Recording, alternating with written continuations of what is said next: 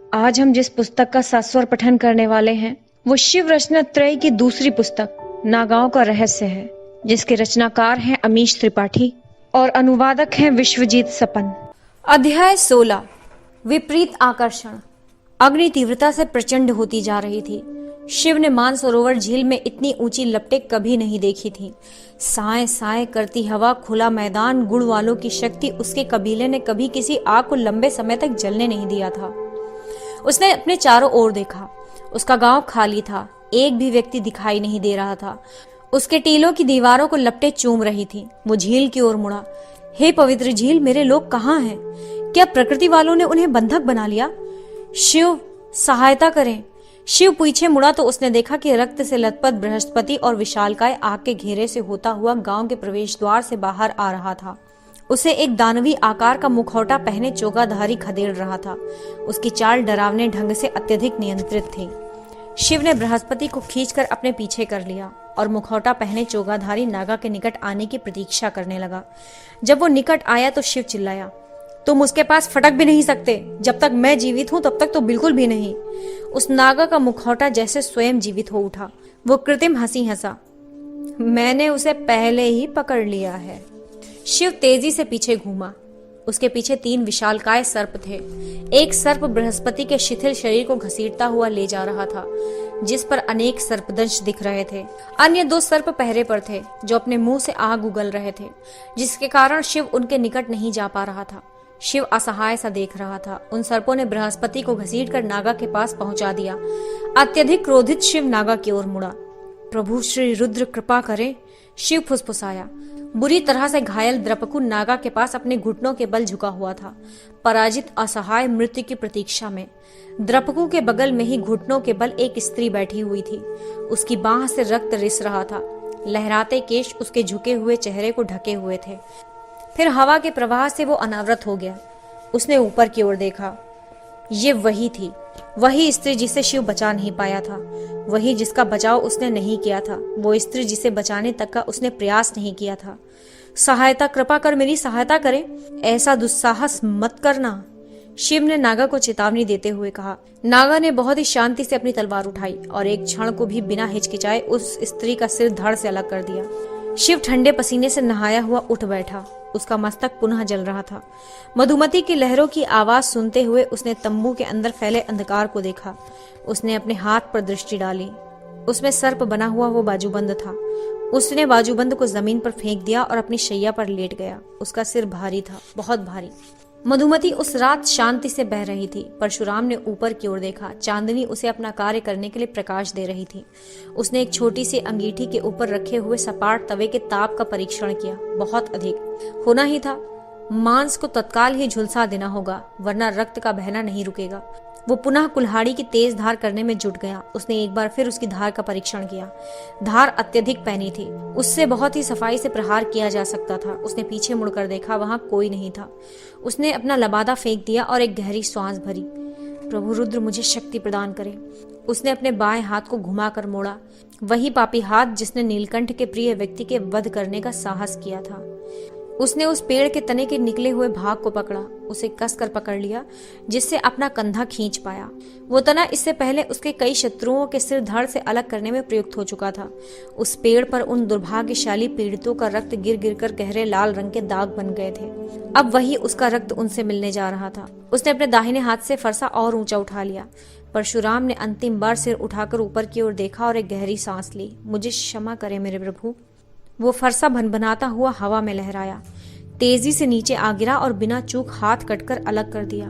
पवित्र झील के नाम पर यह बताएं कि वो कैसे भाग निकला, शिव चिल्लाया। आप लोग क्या कर रहे थे? पर्वतेश्वर और भगीरथ दृष्टि नीचे किए हुए थे। प्रभु का क्रोध न्यायोचित था। वे शिव के तंबू में थे। वो प्रथम प्रहर का अंतिम घंटा था। सूर्य अभी अभी उदय हुआ था और उसी के साथ परशुराम के अदृश्य होने पर प्रकाश पड़ा। बाहर होने वाले शोरगुल से शिव का ध्यान उस ओर चला गया। वो तेजी से बाहर निकला तो उसने देखा कि दिवोदास एवं अन्य कुछ सैनिक परशुराम की ओर तलवार ताने खड़े थे। वो शिव को घूरता हुआ लड़खड़ाते हुए उसी की ओर बढ़ रहा था। वो और किसी को नहीं देख रहा था। शिव ने अपना बायां हाथ ऊंचा उठाया, अपने आदमियों से परशुराम को न रोकने के लिए कहा। पता नहीं किस कारण उसे अपनी तलवार तक को उठाने की आवश्यकता अनुभव नहीं हुई।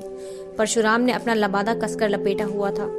भगीरथ परशुराम के पास गया ताकि परीक्षण कर सके कि उसने कहीं कोई हथियार छुपा ना रखा हो। शिव ने जोर से पुकार कर कहा, कोई बात नहीं भगीरथ, उसे आने दो। परशुराम लड़खड़ाता हुआ शिव की ओर बढ़ा। वो बहुत ही कमजोर लग रहा था।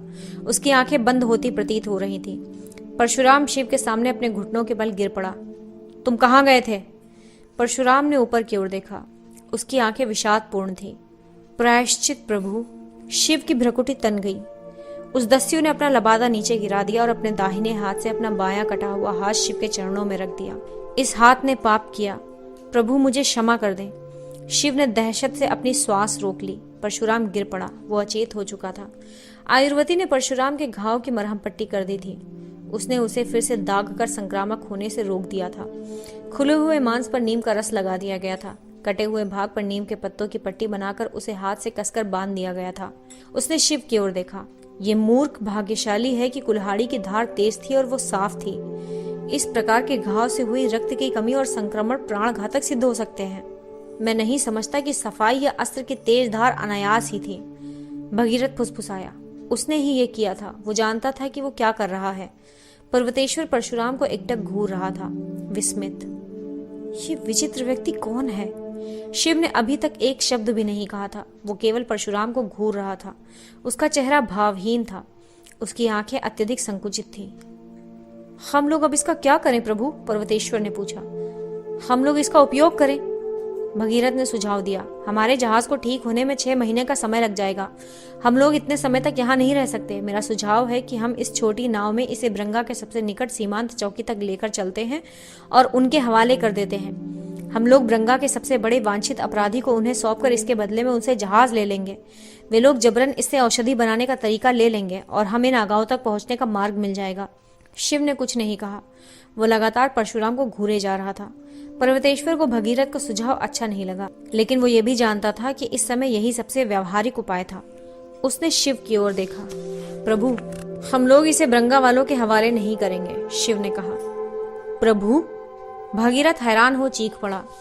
शिव ने भगीरथ को देखा। हम नहीं कर रहे। लेकिन प्रभु, हम कैसे नागांव के पास पहुंचेंगे? हमने ब्रंगाओं को औषधियां देने का वचन दिया है। परशुराम हमें औषधियां देगा। जब वो होश में आएगा तो मैं उससे पूछूंगा। लेकिन प्रभु, भगीरथ ने कहना जारी रखा, ये एक अपराधी है। वो तब तक कोई सहायता नहीं करेगा जब तक कि उस पर दबाव नहीं डाला जाएगा। मैं स्वीकार करता हूँ कि इसने त्याग किया है, लेकिन हमें यहाँ से बाहर निकलने के लिए जहाज की आवश्यकता है। मैं जानता हूँ। भगीरथ शिव को लगातार देखता रहा। उसके बाद वो पर्वतेश्वर की ओर मुड़ा। मेलुहा के सेनापति ने उसे चुप रहने का इशारा किया, लेकिन भगीरथ नहीं रुका। जो नीलकंठ सोच रहे थे वो व्यावहारिक नहीं था। कृपया दोबारा कहने के लिए क्षमा करें प्रभु, लेकिन जहाज प्राप्त करने का एकमात्र तरीका यही है कि परशुराम को ब्रंगा वालों के हवाले कर दिया जाए। और ऐसा करने का यह एकमात्र कारण भी नहीं है। परशुराम एक अपराधी है, एक नरसंहारी है। हम उसे ब्रंगा वासियों को उचित दंड के लिए क्यों नहीं सौंप सकते? क्योंकि मैंने कहा है। ये कहकर शिव बाहर निकल गया। भगीरथ बिना कुछ बोले पर्वतेश्वर की ओर देखता रह गया।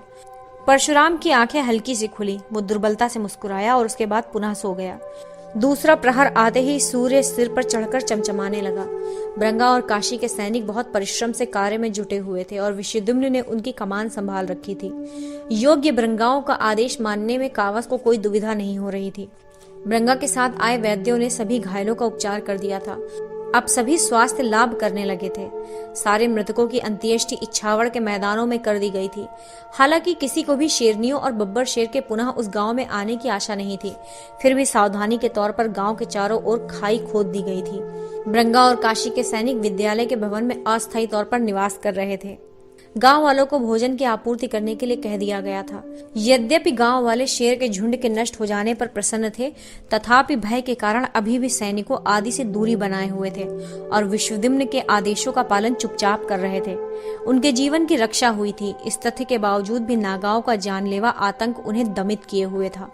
वैसे मेहतर के बच्चे काली के साथ खेलकर आनंदित हो रहे थे। वे उनके बाल खींचते, उस पर उछलते कूदते और जब वो नकली गुस्सा करने के लिए अपना मुंह बनाती तो वे खिलखिलाकर हंस पड़ते। बच्चों, उनकी माँ ने कड़ाई से कहा। वे मुड़े और अपनी माँ की ओर भाग गए। उनकी धोती पकड़ ली। मेहतरानी ने काली से कहा, इसके लिए मुझे क्षमा करे रानी जी, वो आपको तंग नहीं करेंगे। काली का चेहरा एक वयस्क व्यक्ति से बात करने पर पुनः गंभीर हो गया। उसने केवल अपना सिर हिलाया और कुछ नहीं बोली। वो दाईं ओर मुड़ी तो देखा कि गणेश सती की गोद में सिर रखे चैन की नींद सो रहा था।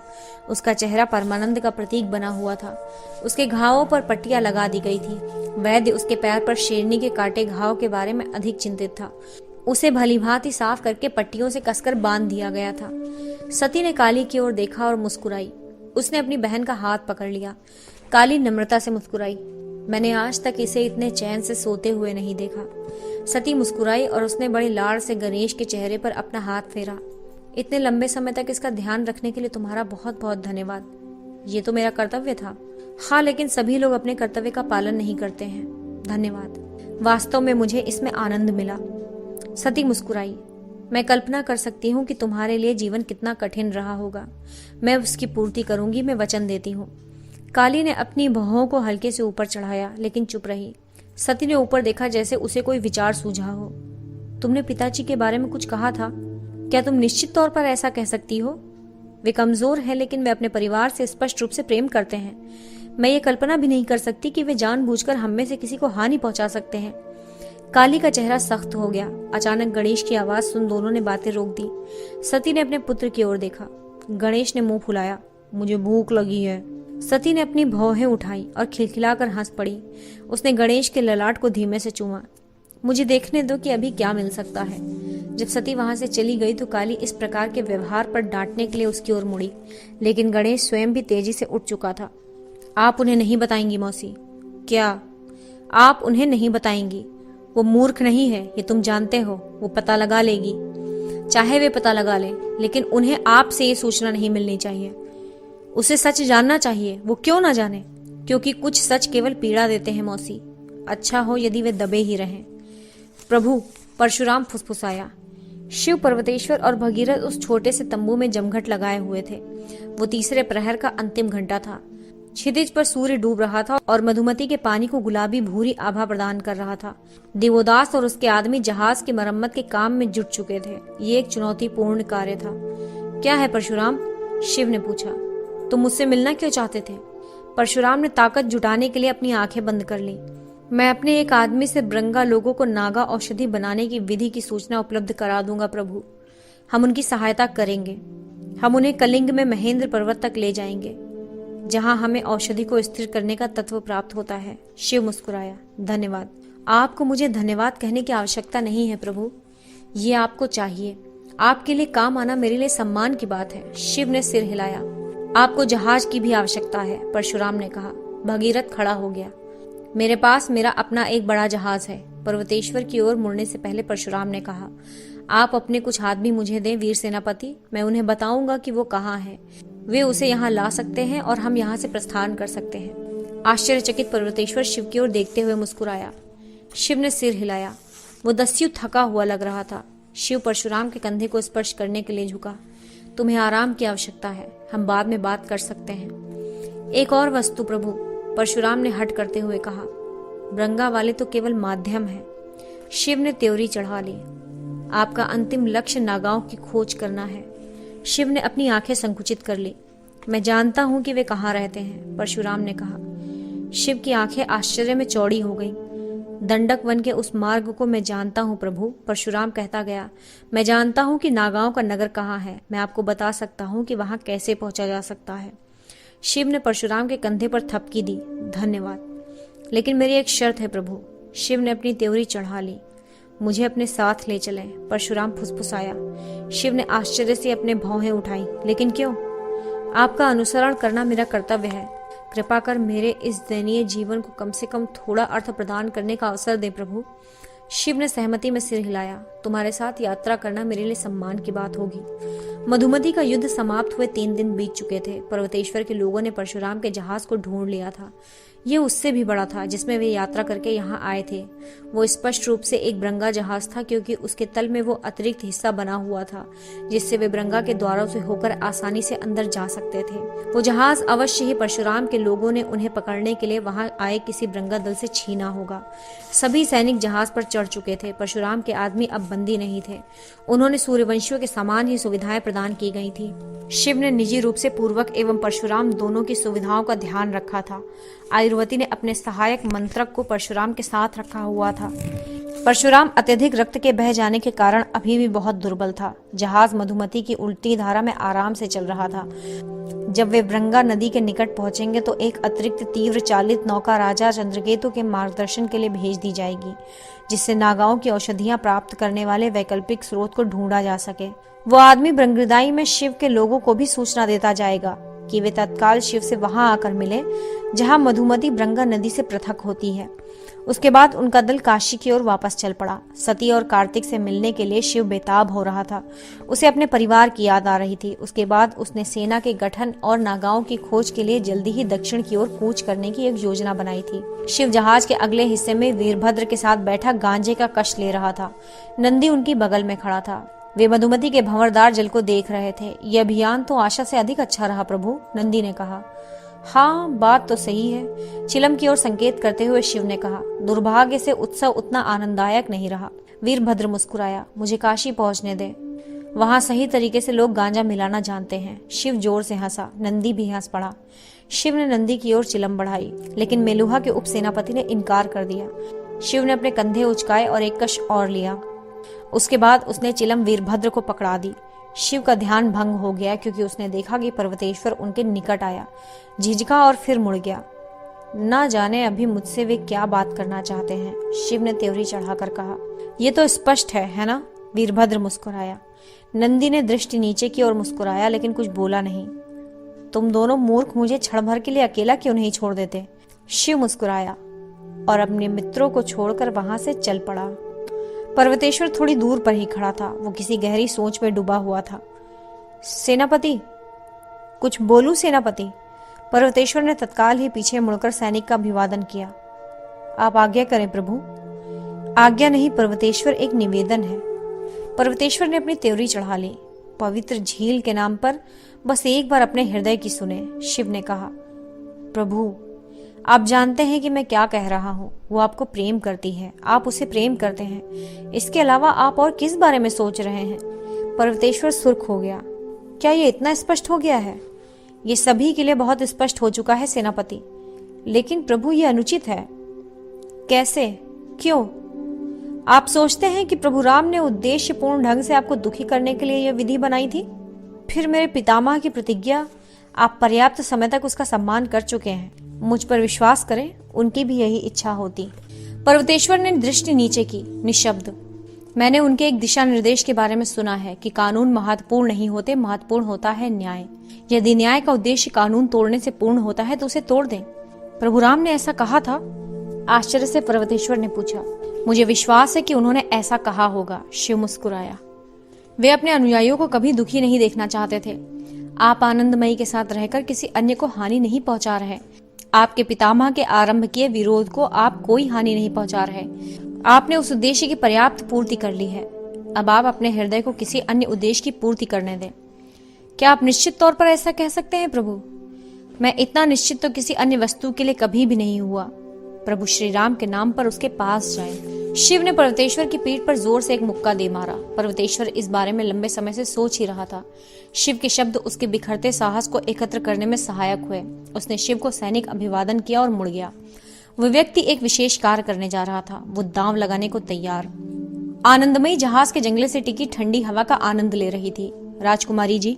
आनंदमयी अपने स्थान पर ही घूम गई और पर्वतेश्वर को वहां देखकर आश्चर्यचकित रह गई, जो लज्जित सा खड़ा था। अयोध्या की राजकुमारी कुछ बोलने ही वाली थी कि पर्वतेश्वर ने स्वयं को सुधारा। मेरा आशय है आनंदमयी, पर्वतेश्वर फुसफुसाया। आनंदमयी आश्चर्यचकित सी ज्यों की त्यों खड़ी रह गई। हाँ सेनापति, आपको कुछ चाहिए? आनंदमयी ने पूछा। उसका हृदय तेजी से धड़क रहा था। आनंदमयी, मैं सोच रहा था। हाँ, ऐसा है, ये इस तरह है, ये जिसके बारे में हम लोग बात कर रहे थे। आनंदमयी उत्तेजित हो उठी, हृदय की गहराई से मुस्कुराई। हाँ सेनापति, मैंने कभी नहीं सोचा था कि ऐसा भी दिन आएगा। तो आनंदमयी ने सिर हिलाया। वो चुप थी, पर्वतेश्वर को पूरा समय दे रही थी। वो समझ चुकी थी कि पर्वतेश्वर क्या कहना चाहते थे, लेकिन वो भली भांति जानती थी कि मेलुहा के सेनापति के लिए वैसा कुछ भी कहना बहुत ही कठिन था। मेरी प्रतिज्ञा और सूर्यवंशी कानून मेरे जीवन की आधारशिला रहे हैं, पर्वतेश्वर ने कहा, निर्विवाद और अपरिवर्तनीय। मेरा प्रारब्ध, मेरे जीवन का लक्ष्य, उसमें मेरी भूमिका अब तक स्पष्ट रूप से परिभाषित रही है। ये पूर्वानुमान दिलासा देता है, बल्कि दिलासा देता रहा है विगत कई दशकों से। आनंदमयी ने सिर हिलाया, वो चुप थी। लेकिन पर्वतेश्वर ने कहा, पिछले कुछ वर्षों से मेरा मन पूरी तरह से बदल गया है। सबसे पहले प्रभु आए, एक ऐसा व्यक्ति जिनकी ओर मैं आशा भरी दृष्टि से देख सकता था, एक ऐसे व्यक्ति जो कानूनों से परे हैं। मैंने सोचा यह मेरे जीवन का सबसे बड़ा परिवर्तन होगा, जिसे मेरे सरल हृदय को बलात् झेलना पड़ा था। आनंदमयी लगातार अपनी सम्मति जता रही थी। वो त्योरी चढ़ाने या हंसने से बचने का पूरा प्रयास कर रही थी। इस गर्वीले व्यक्ति को अपना दिल खोलते देखकर वो द्रवित हुई। उसने तो सोचा था कि ये इतिहास में प्रेमालाप का सबसे भावहीन प्रयास होने वाला था, लेकिन वो ये समझने के लिए पर्याप्त बुद्धिमती थी कि उसके परवाह को अपने हिस्से के बोल बोलने ही थे, अन्यथा वो अपने जीवन में या जो जीवन आशानुरूप वो उसके साथ बिताने वाला था उसमें कभी सहज न रह पाता। लेकिन उसके बाद अकस्मात ही एक स्त्री मिली जिसे मैं मित्रता कर सकता था, जिसकी प्रशंसा कर सकता था और जिससे प्रेम कर सकता था। मैं एक ऐसे चौराहे पर पहुंच चुका हूँ जहां से मेरा लक्ष्य धुंधला गया है। मैं नहीं जानता कि मेरे जीवन में क्या होने वाला है। आगे का मार्ग नितांत अस्पष्ट है, लेकिन आश्चर्य है कि मैं ऐसे में भी प्रसन्नता अनुभव कर रहा हूँ, बहुत प्रसन्न, जब तक कि तुम इस मार्ग पर मेरे साथ चलती रहोगी। आनंदमयी मूक बनी रही। वो मुस्कुरा रही थी। उसकी आंखों में प्रसन्नता के आंसू छलछला रहे थे। आखिरकार उसने वो कह ही दिया, ये निश्चय ही एक अत्यंत आनंददायक यात्रा होगी। आनंदमयी आगे की ओर झुकी और उसने पर्वतेश्वर को कसकर चूम लिया। एक गहरा कामुक चुंबन। पर्वतेश्वर ठगा सा खड़ा रह गया। उसकी बाहें लटकी रह गईं। वो उस अकल्पनीय आनंद को ग्रहण करने का प्रयास कर रहा था, मानो एक युग बीता और आनंदमयी पीछे हट गई। उसकी आंखें कामुकता में अधखुली उसे घूर रही थी। पर्वतेश्वर लड़खड़ाया। उसका मुंह भी अधखुला था। वो ये तय भी नहीं कर पा रहा था कि कैसा या किस प्रकार से प्रतिक्रिया दी जाए। प्रभु राम कृपा करें, सेनापति फुसफुसाया। आनंदमयी पर्वतेश्वर के निकट आ पहुंची और उसने अपने हाथ उसके चेहरे पर फेरते हुए कहा, आपको पता नहीं कि अब तक आप किस सुख से अछूते रहे हैं। पर्वतेश्वर उसे हैरानी से घूर रहा था। वो पूरी तरह से हक्का बक्का था। आनंदमयी ने पर्वतेश्वर का हाथ पकड़ा और उसे अपनी ओर खींच लिया। मेरे साथ आए। उस बब्बर शेर के साथ संघर्ष के बाद 1 सप्ताह का समय बीत चुका था। बची हुई शेरनियां और बब्बर शेर दोबारा नहीं आए। वे अब भी अपने घावों को चाट रहे थे। इच्छावड़ के ग्रामवासी इस शांति के समय का सदुपयोग कर अगले फसल की तैयारी में जुट गए। ये समय प्रसन्नता और राहत का था। चंद्रवंशी सैनिक स्वास्थ्य लाभ कर रहे थे। गणेश का घाव गहरा था। पैर में लगी गंभीर चोट के कारण वो अभी भी लंगड़ा कर चल रहा था, लेकिन वो जानता था कि कुछ ही समय की बात थी और वो पूरी तरह से स्वस्थ हो जाएगा। उसे अवश्यंभावी के लिए तैयारी करनी थी। माँ, गणेश फुसफुसाया। सती ने खाना पकाते समय व्यंजन को थाली से ढकते हुए गणेश की ओर देखा। पूरे सप्ताह उसने काली से गणेश के बचपन की सारी बातें सुनी कि वो कैसे अपने सुख दुख में जीता, उसका व्यक्तित्व और चरित्र कैसा था और उसका पसंदीदा व्यंजन क्या था। जो कुछ भी उसने जाना उससे वो अपने बेटे की क्षुधा और आत्मा तृप्त कर रही थी। क्या है मेरे लाल? गणेश के कहते ही काली निकट आ गई। मैं सोचता हूँ कि हमें यहाँ से प्रस्थान करने की तैयारी शुरू कर देनी चाहिए। 1 सप्ताह के अंदर मैं यात्रा करने के लिए स्वस्थ हो जाऊंगा। मैं जानती हूँ जो भोजन मैं तुम्हें दे रही हूँ उसमें पुनर्जीवन देने वाली जड़ी बूटियां हैं। वो तुम्हें शक्ति दे रही हैं। गणेश घुटने के बल झुक गया और उसने अपनी माँ का हाथ पकड़ा। मैं जानता हूँ। सती ने अपने पुत्र के चेहरे पर हल्की सी थपकी दी। गणेश ने गहरी श्वास ली। मैं जानता हूँ कि आप पंचवटी नहीं चल सकती। वो आपको दूषित कर देगा। मैं आपसे मिलने काशी नियमित रूप से आता रहूंगा। मैं छुप कर आऊंगा। तुम ये क्या कह रहे हो? मैंने काशी के सैनिकों को भी जान का भय देकर इसके बारे में कुछ न कहने की शपथ दिलवा दी है, गणेश ने उपहास करते हुए कहा। वे लोग हम नागाओं से बहुत डरते हैं। वे इस शपथ को भंग करने की हिम्मत नहीं करेंगे। आपके साथ जो मेरे संबंध का रहस्य है वो कभी बाहर नहीं आएगा। गणेश, प्रभु राम के नाम पर ये तुम कैसी बातें कर रहे हो? मैं आपको शर्मिंदा नहीं करूंगा। आपका मुझे स्वीकार करना ही मेरी आत्मा के लिए पर्याप्त है। तुम मुझे कैसे शर्मिंदा कर सकते हो? तुम मेरा गर्व हो, मेरी प्रसन्नता हो। माँ, गणेश मुस्कुराया। सती ने अपने पुत्र के चेहरे को अपने हाथों में ले लिया। तुम कहीं नहीं जा रहे हो। गणेश ने अपनी त्योरी चढ़ा ली। तुम मेरे ही साथ रहोगे। माँ, गणेश ने भयभीत होकर कहा। मैं आपके साथ कैसे रह सकता हूँ? आपका समाज क्या कहेगा? मैं परवाह नहीं करती, लेकिन आपका पति, वे तुम्हारे पिता हैं। सती ने कड़ाई से कहा। उनके बारे में सम्मान से बात करो। मेरा उनका अपमान करने का इरादा नहीं था माँ, लेकिन वे मुझे स्वीकार नहीं करेंगे। आप इस बात को अच्छी तरह से जानती हैं। मैं एक नागा हूँ। तुम मेरे बेटे हो। तुम उनके भी बेटे हो। वे तुम्हें स्वीकार करेंगे। तुम अपने पिता के हृदय को नहीं जानते हो। समस्त संसार उसमें समा सकता है। लेकिन सती, काली ने बीच में बोलने की कोशिश की। कोई विवाद नहीं काली, सती ने कहा। तुम दोनों काशी चल रहे हो। जब तुम ठीक हो जाओगे तो हम रवाना होंगे। काली ने सती को घूर कर देखा। उसके पास शब्द नहीं थे। तुम मेरी बहन हो, मैं इसकी परवाह नहीं करती कि समाज क्या कहेगा। यदि वे मुझे स्वीकार करते हैं तो वे तुम्हें भी स्वीकार करेंगे, यदि वे तुम्हें अस्वीकार करते हैं तो मैं भी यह समाज छोड़ दूंगी। काली धीमे से मुस्कुराई, उसकी आंखें भर आई थी। तुम्हारे बारे में मैं बहुत गलत थी दीदी। ये पहला अवसर था जब काली ने अपनी बड़ी बहन सती को दीदी कहा था। सती मुस्कुराई और उसने काली को गले लगा लिया। अध्याय 17 प्रतिष्ठा का शाप। मधुमती के युद्ध को समाप्त हुए 10 दिन बीत चुके थे। पहले एक दूसरे के शत्रु रहे, अब मित्र हो चुके सूर्यवंशियों एवं परशुराम के आदमियों को ले जा रहा जहाज लंगर डाले हुए था, जहां मधुमती ब्रंगा नदी से निकलकर अलग हो जाती थी। वे लोग अपने साथियों की प्रतीक्षा कर रहे थे जो ब्रंग हृदय से नदी मार्ग से उनसे मिलने आ रहे थे। एक ब्रंगा पंडित को पर्वतेश्वर एवं आनंदमयी का विवाह करवाने के लिए जहाज पर बुलवा लिया गया था। भगीरथ चाहता था कि अयोध्या पहुंचने तक प्रतीक्षा की जाए ताकि वो अपनी बहन के विवाह का आयोजन एक राजकुमारी की भांति भव्यता के साथ कर सके, लेकिन आनंदमयी इस बात के लिए तैयार नहीं थी। वो ये अवसर गंवाना नहीं चाहती थी। पर्वतेश्वर ने हाँ कहने में ही इतनी देर लगा दी थी और वो चाहती थी कि जितनी जल्दी हो सके उसका संबंध सुदृढ़ हो जाए। जैसे ही शिव ने नव दंपति को आशीर्वाद दिया तो जल्दबाजी को लेकर होने वाले सभी तर्क वितर्क समाप्त हो गए। शिव जहाज के जंगले के पास वीरभद्र के साथ चिलम से कश लगा रहा था। प्रभु, शिव पीछे मुड़ गया। हे पवित्र झील, तुम यहाँ क्या कर रहे हो? परशुराम भयभीत शिव ने पूछा। तुम्हें विश्राम करना चाहिए। मैं ऊब गया था प्रभु। लेकिन तुम तो कल भी विवाह के लिए लंबे समय तक जागे हुए थे। 2 दिनों की वे गतिविधियां तुम्हारे लिए बहुत थकाऊ रही होंगी। आयुर्वती का क्या कहना है? मैं कुछ ही देर में चला जाऊंगा प्रभु, परशुराम ने कहा। मुझे कुछ देर के लिए अपने निकट खड़ा रहने दे, इससे मुझे शांति मिलती है। शिव ने अपनी भौहें चढ़ाई। मैं कोई विशेष नहीं हूं, ये बस तुम्हारे मन में है। मैं असहमत हूं प्रभु, लेकिन यदि यह सत्य है तो भी आप मुझे अपने हृदय का कहा मानने दे। शिव ठहाका मारकर हंस पड़ा। तुम बातें तो बड़ी अच्छी बनाते हो। शिव अचानक ही रुक गया। एक दस्यु होकर भी? परशुराम बनावटी हंसी हंसा।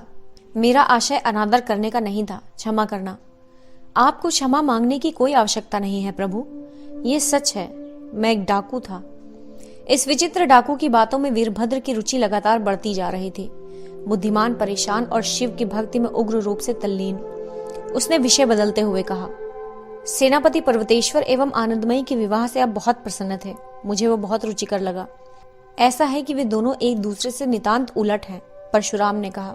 व्यक्तित्व में, सोच में, आस्था एवं तर्क में, वास्तव में लगभग सभी चीजों में वे तो 2 विपरीत ध्रुव हैं। दोनों ही सूर्यवंशी एवं चंद्रवंशी विचारों के चरम बिंदु हैं। परंपरागत रूप में उन्हें एक दूसरे का शत्रु होना चाहिए था, परंतु वो एक दूसरे के प्रेम में लिप्त हो गए। मैं ऐसी कथाएं पसंद करता हूँ। ये मुझे मेरे माता पिता का स्मरण कराते हैं। शिव ने त्योरी चढ़ा ली। उसने उस भयानक अफवाह सुनी हुई थी कि परशुराम ने अपनी माँ का सिर धड़ से अलग कर दिया था। तुम्हारे माता पिता? जी हाँ प्रभु। मेरे पिता जमदग्नि एक ब्राह्मण विद्वान थे। मेरी माँ रेणुका क्षत्रिय कुल की थी, शासक जो ब्रंगों के दास थे। तो फिर उनमें विवाह कैसे हुआ? शिव मुस्कुराया। मेरी माँ के कारण, परशुराम मुस्कुराया। वो बहुत ही दृढ़ चरित्र की स्त्री थी। मेरे माता पिता में प्रेम था, लेकिन ये मेरी माँ के चरित्र और निष्ठा का बल था कि उसने उनके प्रेम को एक तर्कयुक्त निष्कर्ष तक पहुंचाया। शिव मुस्कुराया। वो उनके गुरुकुल में काम करती थी, जो उनके कुल की मर्यादा के भी विरुद्ध था। विद्यालय में कार्य करना कैसा विद्रोह है, क्योंकि उनके कुल में स्त्री का बाहर जाना और कार्य करना प्रतिबंधित था। वे कार्य नहीं कर सकती थी? क्यों? मैं कुछ जातियों के बारे में जानता हूँ जिनके ऐसे नियम हैं कि उनकी स्त्रियां युद्ध के मैदान में प्रभावी नहीं हो सकती। यहाँ तक कि गुण वालों में भी ऐसा नियम था, लेकिन साधारण कार्य के बारे में ऐसा नियम क्यों? क्योंकि इस ब्रह्मांड में सर्वथा मूर्खों में से एक मेरी माँ का कुल भी था, परशुराम ने कहा। मेरी माँ के लोगों का मानना था कि स्त्रियों को घर पर ही रहना चाहिए, उन्हें किसी अपरिचित व्यक्ति से नहीं मिलना चाहिए। क्या बकवास है, शिव ने कहा। बिल्कुल सच, चाहे जो भी हुआ हो। जैसा कि मैंने बताया कि मेरी माँ हठी थी, साथ ही अपने पिता की दुलारी थी। इस प्रकार उसने मेरे पिता के गुरुकुल में कार्य करने के लिए अपने पिता को मना लिया था। शिव मुस्कुराया। निसंदेह मेरी माँ के मन में कुछ और ही था, परशुराम ने कहा। वो प्रेम में पागल थी। उसे मेरे पिता को मनवाने के लिए समय चाहिए था कि वे अपनी प्रतिज्ञा छोड़ उससे विवाह कर लें। प्रतिज्ञा को छोड़ दें? मेरे पिता वासुदेव ब्राह्मण थे। और एक वासुदेव ब्राह्मण विवाह नहीं कर सकता था। अन्य जातियों के वासुदेव विवाह कर सकते थे, लेकिन ब्राह्मण नहीं। ब्राह्मण के अलावा अन्य जाति के वासुदेव भी होते हैं, निसंदेह, लेकिन ब्राह्मण ही समुदाय को चलाते हैं। वासुदेव के उद्देश्यों के प्रति सच्चाई सुनिश्चित करने के लिए उन्हें धन, प्रेम, परिवार आदि जैसे सांसारिक बंधनों को त्यागना पड़ता है। इसलिए उनकी एकमात्र प्रतिज्ञा होती है आजीवन ब्रह्मचर्य। शिव ने अपनी त्योरी चढ़ा ली। भारतीयों के बीच में सांसारिक आसक्तियों को छोड़ने का यह कैसा पागलपन है। पवित्र झील के नाम पर यह कैसे सुनिश्चित हो सकता है कि कोई इसके कारण एक बेहतर व्यक्ति बन जाएगा। इस प्रकार परशुराम ने कहना जारी रखा। उसकी आंखों के नीचे सिलवटें पड़ गई। मेरी माँ ने अंततः मेरे पिता को नियम तोड़ने के लिए मना ही लिया। वे भी मेरी माँ से प्रेम करते थे, लेकिन मेरी माँ ने अपने साथ जीवन बिताने के लिए उन्हें वासुदेव के नियमों को भंग करने का साहस प्रदान किया। यही नहीं, माँ ने अपने इस संबंध को आशीर्वाद देने के लिए अपने पिता को भी मना लिया। जैसा कि मैंने पहले ही बताया था, उन्होंने जो कुछ कहा उसे प्राप्त करके दिखा दिया। मेरे माता पिता का विवाह हुआ और उनके 5 पुत्र हुए। मैं सबसे छोटा था। शिव ने परशुराम की ओर देखा। सच, तुम्हें अपनी माता पर गर्व है ना? आपने बिल्कुल सही कहा प्रभु, वो एक संपूर्ण स्त्री थी। तो फिर तुमने क्यों? शिव बोलते बोलते बीच में ही रुक गया। मुझे ऐसा नहीं करना चाहिए था। परशुराम गंभीर हो गया। मैंने उसका सिर क्यों काट दिया? तुम्हें उस संदर्भ में कुछ भी बोलने की आवश्यकता नहीं। मैं उस पीड़ा की कल्पना भी नहीं कर सकता। परशुराम ने गहरी श्वास भरी और बेचैन सा छत की जहाज पर बैठ गया। शिव झुककर पंजों के बल बैठ गया और परशुराम के कंधे को स्पर्श किया।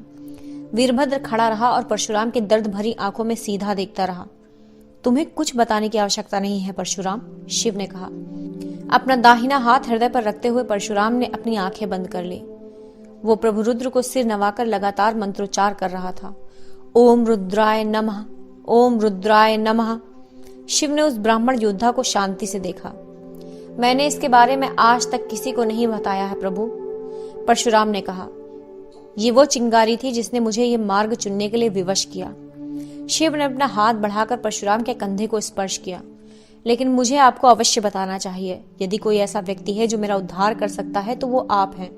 मैंने अपनी शिक्षा तभी पूरी की थी और अपने पिता के समान ही वासुदेव बनने का इच्छुक था। वे ऐसा नहीं चाहते थे। वे अपने किसी भी पुत्र को वासुदेव नहीं बनाना चाहते थे। जब उन्होंने मेरी माता के साथ विवाह का चयन किया तो उन्हें जाति से बहिष्कृत कर दिया गया था। वे नहीं चाहते थे कि हमारे साथ कुछ भी ऐसा हो। वीरभद्र भी अब बैठ गया था। वो भी परशुराम की कहानी में रम गया था। लेकिन मुझमें मेरी माँ की दृढ़ता थी। मेरे भाइयों से भिन्न मैं दृढ़ निश्चयी था। मैंने सोचा मैं एक क्षत्रिय रहकर वासुदेव बनूंगा ताकि इस प्रकार के सांसारिक बंधन मुझ पर लागू नहीं होंगे। मैंने एक योद्धा की भांति प्रशिक्षण प्राप्त किया। मेरे पिता ने वासुदेव की राजधानी उज्जैन में कुछ वरिष्ठ लोगों को एक पत्र लिखा। कई लोग ऐसे थे जिनकी सहानुभूति मेरे पिता के साथ थी। पिता ने उनसे निवेदन किया कि मुझे स्वीकार किया जाए। जब वे माने तो मैं एक निकटतम वासुदेव मंदिर में परीक्षा देने के लिए गया। इसका इसकी माँ से क्या लेना देना था? जब मैं निकला तो मुझे मालूम नहीं था कि मेरे नाना जी का निधन हो चुका था। वही एकमात्र थे जिन्होंने मेरी माँ के उस परिवार के बर्बर समूह को रोका हुआ था। जैसे ही उनका प्रभाव समाप्त हुआ तो उन लोगों ने वो निर्णय लिया जो वे सदैव से लेना चाहते थे, प्रतिष्ठा हेतु हत्या। प्रतिष्ठा हेतु हत्या? परशुराम ने शिव की ओर देखा। जब कुल में लोग ऐसा विश्वास कर लेते हैं कि उनके समुदाय में एक स्त्री ने उनके परिवार की प्रतिष्ठा को हानि पहुंचाई, तो उस कुल को अपने इस अपमान के लिए उस स्त्री एवं उसके परिवार के लोगों का वध करने का अधिकार प्राप्त हो जाता है। शिव ने एकटक देखा। वो हैरान था। इस बर्बरता में कैसी प्रतिष्ठा हो सकती है? मेरे माँ के परिवार के पुरुषों ने, उनके अपने भाइयों और चाचाओं ने मेरे पिता के कुल पर हमला कर दिया।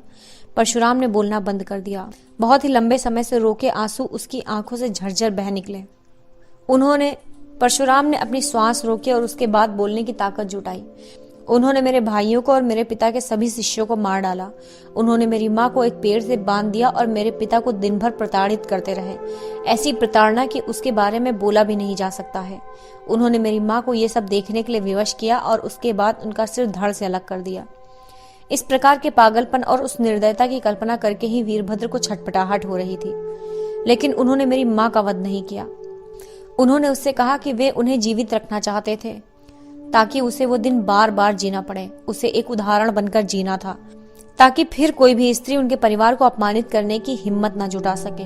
मैं वापस पहुंचा तो देखा कि मेरे पिता का गुरुकुल नष्ट हो चुका था। मेरी माँ मेरे पिता का सिर अपनी गोद में लिए घर के बाहर बैठी हुई थी। ऐसा प्रतीत हो रहा था कि उनकी आत्मा को जीवित ही आग में जला दिया गया था। उसकी आंखें चौड़ी खुली हुई थी। वो स्त्री जिस तरह की हिम्मत वाली थी, उसे पूरी तरह से छिन्न भिन्न कर दिया गया था। निर्दयता से उसे जीवित ही लाश बना दिया गया था। परशुराम ने बोलना बंद कर दिया और नदी की ओर देखने लगा। उस भयावह दिन के बाद आज पहली बार वो अपनी माँ के बारे में बात कर रहा था।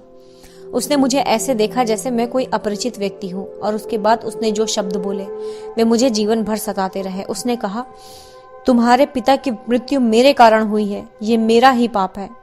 मैं भी उन्हीं की तरह मरना चाहती हूँ। शिव का मुंह हैरानी से खुला का खुला रह गया। उसका हृदय उस अभागे ब्राह्मण के लिए पिघल गया।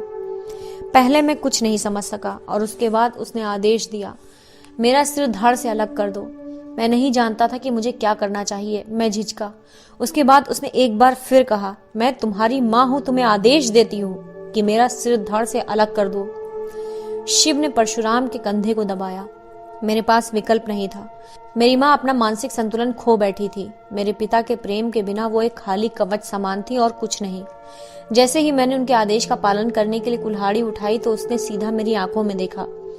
अपने पिता का प्रतिशोध लो। ईश्वर की रचनाओं में वे सर्वश्रेष्ठ थे, उनका प्रतिशोध लो। उनमें से प्रत्येक का वध कर दो, प्रत्येक का। परशुराम चुप हो गया। शिव एवं वीरभद्र इतने हैरान थे कि कोई प्रतिक्रिया देने की स्थिति में ही नहीं थे। नीरवता छा गई। एकमात्र ध्वनि जहाज से टकराते निद्रालु मधुमती के पानी की लहरों की थी। मैंने वही किया जो उसने कहा था। मैंने उसके सिर को धड़ से अलग कर दिया। परशुराम ने एक गहरी श्वास लेते हुए और अपने आंसू पोंछते हुए कहा। उसके बाद उसे याद कर क्रोध में दांत पीसते हुए उसने कहा, उसके बाद मैंने उन सभी हरामियों को खोज खोज कर मार डाला। मैंने उनमें से प्रत्येक के सिर को धड़ से अलग कर दिया, एक एक के सिर को काट डाला। वासुदेवों ने मुझे निष्कासित कर दिया। उन्होंने कहा कि मैंने उनके कुल की अनुमति के बिना ही लोगों के वध कर डाले थे। उन्होंने कहा कि मैंने गलत किया था। क्या मैंने गलत किया था प्रभु? शिव ने सीधा परशुराम की आंखों में देखा। उसका दिल भारी था। वो उस ब्राह्मण के संताप को अनुभव कर रहा था। वो जानता था कि प्रभु राम ठीक वैसी प्रतिक्रिया करते जैसी वासुदेव ने की। महान सूर्यवंशी अपराधियों को उचित दंड प्रक्रिया के अनुसार विचार करने के उपरांत ही दंडित करने का पक्ष लेते। लेकिन वो ये भी जानता था कि यदि किसी ने उसके अपने परिवार के साथ ऐसा करने की हिम्मत की होती तो वो उनके पूरे संसार को भस्म कर देता। नहीं, तुमने कुछ भी गलत नहीं किया। तुमने जो किया वो न्याय था। परशुराम ने गहरी श्वास छोड़ी और उसके आंसुओं का वेग टूट पड़ा। जो मैंने किया था वो न्याय था। शिव ने परशुराम के कंधे को सहारा दिया हुआ था। परशुराम अपने हाथों से अपना मुंह ढके हुए था। वो सिसक सिसक कर रो रहा था। बहुत देर के बाद अंततः उसने अपना सिर हल्के से हिलाया और ऊपर की ओर देखा। इसके बाद ब्रंगा राजा ने क्षत्रियों के अनेक दलों को मुझे बंदी बनाने के लिए भेजा। वे मुझे अपने पसंदीदा जागीरदारों को मारने के अपराध के लिए दंड देना चाहते थे। उन्होंने 21 बार मुझे पकड़ने के लिए इस दलों को भेजा और 21 बार मैंने उन्हें पराजित किया। उसके बाद वे रुक गए। लेकिन तुमने ब्रंगाओं से अकेले युद्ध कैसे किया? वीरभद्र ने पूछा। मैं अकेला नहीं था। कुछ देवदूतों को यह पता था कि मैं किस अन्याय से गुजरा था। उन्होंने मुझे इस स्वर्ग में पहुंचा दिया। उन्होंने मुझे कुछ दुर्भाग्यशाली बहिष्कृत दस्युओं से मिला दिया जो यहाँ पहले से ही रहते थे। मैंने अपनी सेना का निर्माण किया। उन्होंने मुझे औषधि दी ताकि मैं अस्वच्छ पानी और भोजन के बावजूद तब तक जीवित रह सकूं जब तक कि मैं अपने लोगों को जंगल में स्थापित न कर लूं। उन्होंने मुझे लड़ाई करने के लिए हथियार उपलब्ध कराए और बिना मुझसे कोई आशा किए उन्होंने ये सब किया।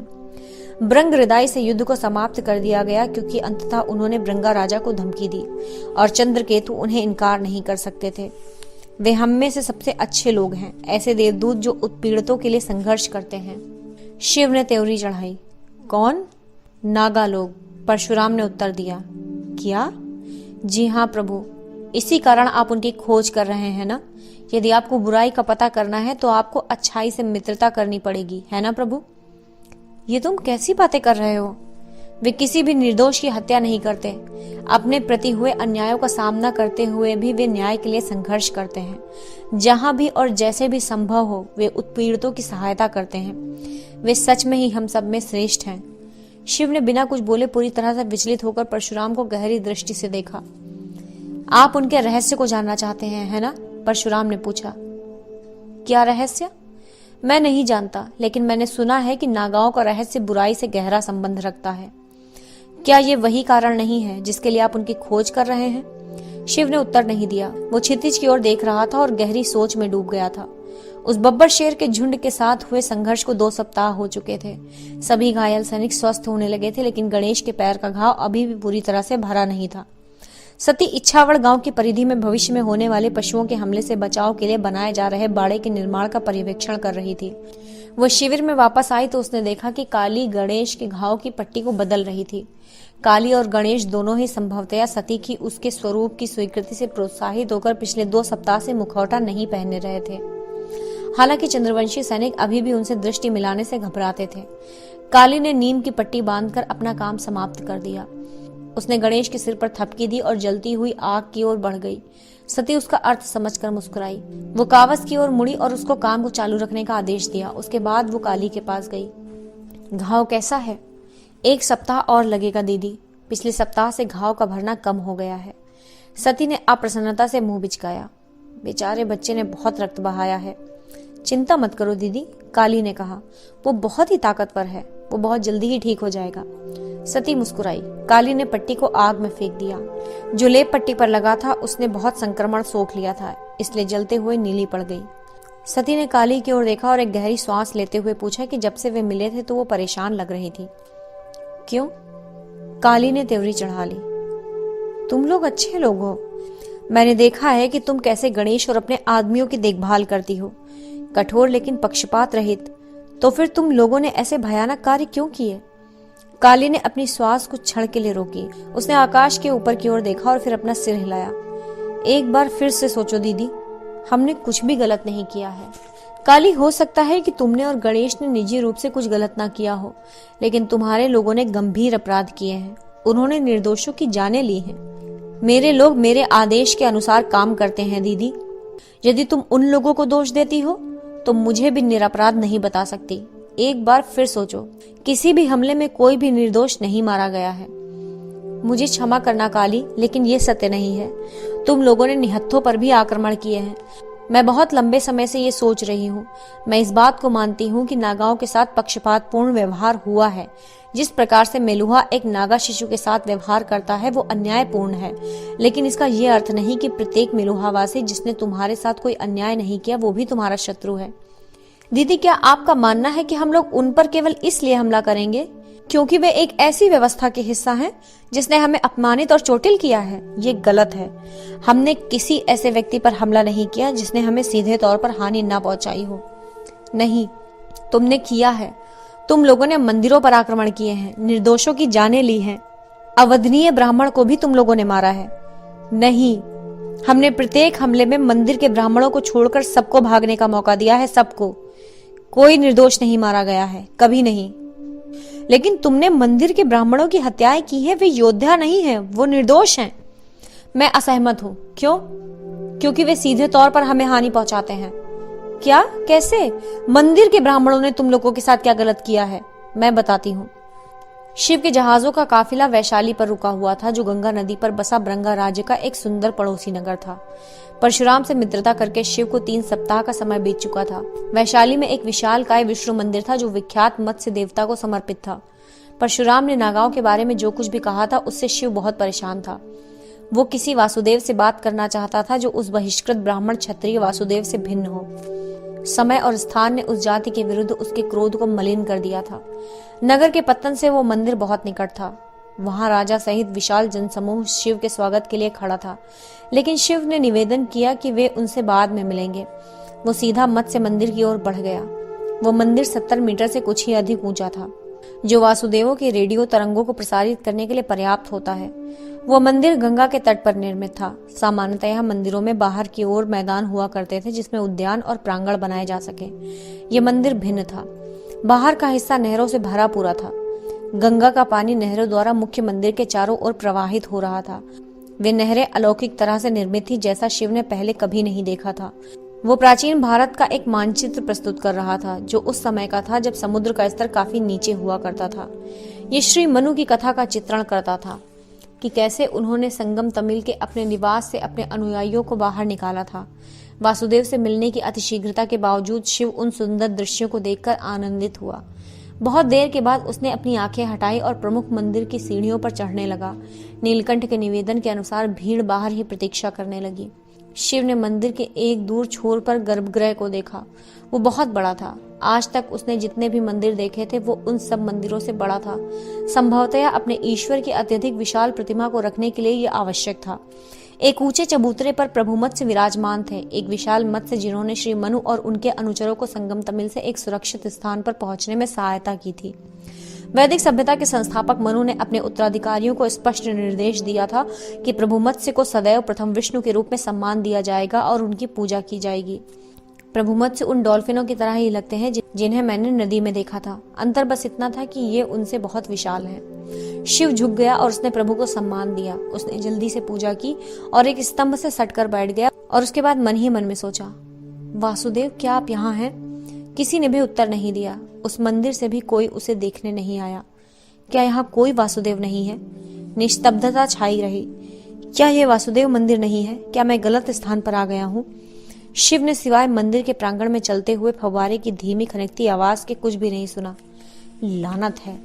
शिव ने महसूस किया कि संभवतया उसने गलती कर दी थी। वो मंदिर संभवतया वासुदेवों का स्थल नहीं था। उसकी सोच उस सुझाव की ओर गई जो सती ने उसे दी थी। हो सकता है जो सती ने कहा था वो सही हो। संभवतया वासुदेव मेरी सहायता करने का प्रयत्न कर रहे थे। उन्होंने मेरी सहायता की भी। यदि कार्तिक को कुछ हुआ होता तो मैं पूरी तरह से ध्वस्त हो चुका होता। एक शांत और स्पष्ट स्वर उसके सिर में गूंजा। आपकी पत्नी बहुत बुद्धिमान है हे महादेव। किसी व्यक्ति में ऐसी सुंदरता और बुद्धिमत्ता का होना दुर्लभ है। शिव ने इधर उधर अपने चारों ओर देखा। वहां कोई नहीं था। वो स्वर किसी अन्य मंदिर के वासुदेव का था। उसने पहचान लिया था। यह वो स्वर था जिसने काशी के वासुदेव को नागा औषधि देने के लिए आदेश दिया था। क्या आप अगुआ हैं पंडित जी?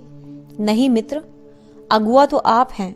मैं तो मात्र आपका अनुयायी हूँ और मैं वासुदेवों को अपने साथ लाता हूँ। आप कहाँ हैं? उज्जैन में। शांति बनी रही। आपका नाम क्या है पंडित जी? मेरा नाम गोपाल है। मैं वासुदेवों का प्रमुख मार्गदर्शक हूँ। मैं उस प्रमुख कार्य को करता हूँ जो प्रभु राम ने हमें करने के लिए कहा था, आपके कर्म में आपको सहायता करना। मुझे आपके सुझाव की आवश्यकता है पंडित जी। जैसी आपकी इच्छा है महान नीलकंठ। आप क्या बात करना चाहते हैं? सती, काली, गणेश और ब्रंगा काशी के सैनिक काशी की ओर चल पड़े थे। उनके बीच में होने वाले जोर जोर के वार्तालाप ने जंगल की शांति को भंग कर दिया था। विशुद्ध गणेश की ओर मुड़ा। प्रभु, क्या आपको जंगल कुछ अजीब सा शांत प्रतीत नहीं हो रहा है? गणेश ने अपनी भौहें ऊपर उठाई क्योंकि सैनिक कुछ अधिक ही शोर कर रहे थे। क्या तुम सोच रहे हो कि हमारे सैनिकों को और भी अधिक जोर से बात नहीं करनी चाहिए? नहीं प्रभु, हम लोग बहुत अधिक शोर कर रहे हैं। वो तो मैं शेष जंगल के बारे में बात कर रहा हूँ जो अत्यधिक शांत है। गणेश ने अपना सिर झुकाया। विशुद्ध ने सही था। किसी एक भी पक्षी या पशु का स्वर सुनाई नहीं पड़ रहा था। उसने अपने चारों ओर देखा। उसके बोध ने उसे जता दिया था कि कहीं कुछ गड़बड़ अवश्य था। उसने जंगल में घूर कर देखा। उसके बाद अपना सिर हिलाकर उसने सामने देखा और अपने अश्व पर उछलकर चढ़ता हुआ उस दिशा में सरपट भागा। कुछ ही दूरी पर एक विशालकाय घायल पशु जिसका घाव आंशिक रूप से भर चुका था धीरे से आगे बढ़ा। एक टूटे हुए तीर की डंडी उसके कंधे में धंसी हुई थी जिसके कारण वो बब्बर शेर लंगड़ा कर चल रहा था। 2 शेरनियां शांति से उसके पीछे चल रही थी। अध्याय 18। बुराई की भूमिका। ये देश बहुत भ्रामक है। गोपाल ने नम्रता से सोचा। आप ऐसा क्यों कर रहे हैं मित्र? नागा लोग स्पष्ट रूप से बुरे हैं, है ना?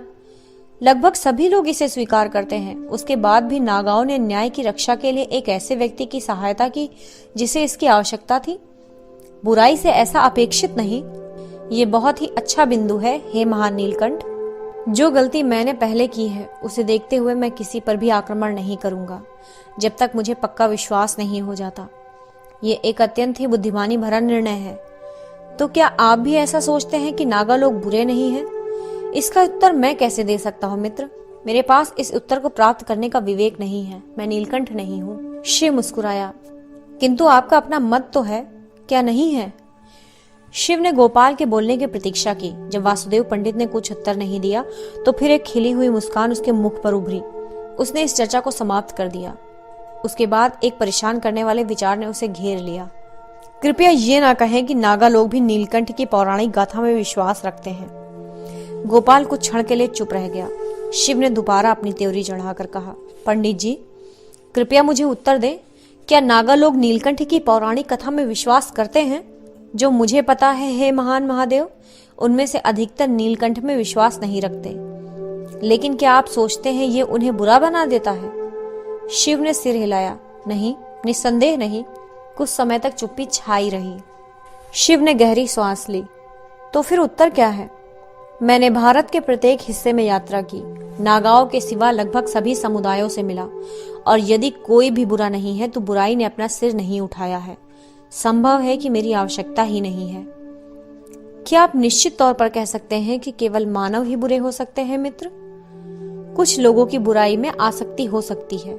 संभव है कि उनमें बुराई का एक छोटा अंश ही हो, किंतु एक बड़ी बुराई जिसका समाधान केवल नीलकंठ के पास है, वो मानवीय सत्ता से परे औरों में भी हो सकती है।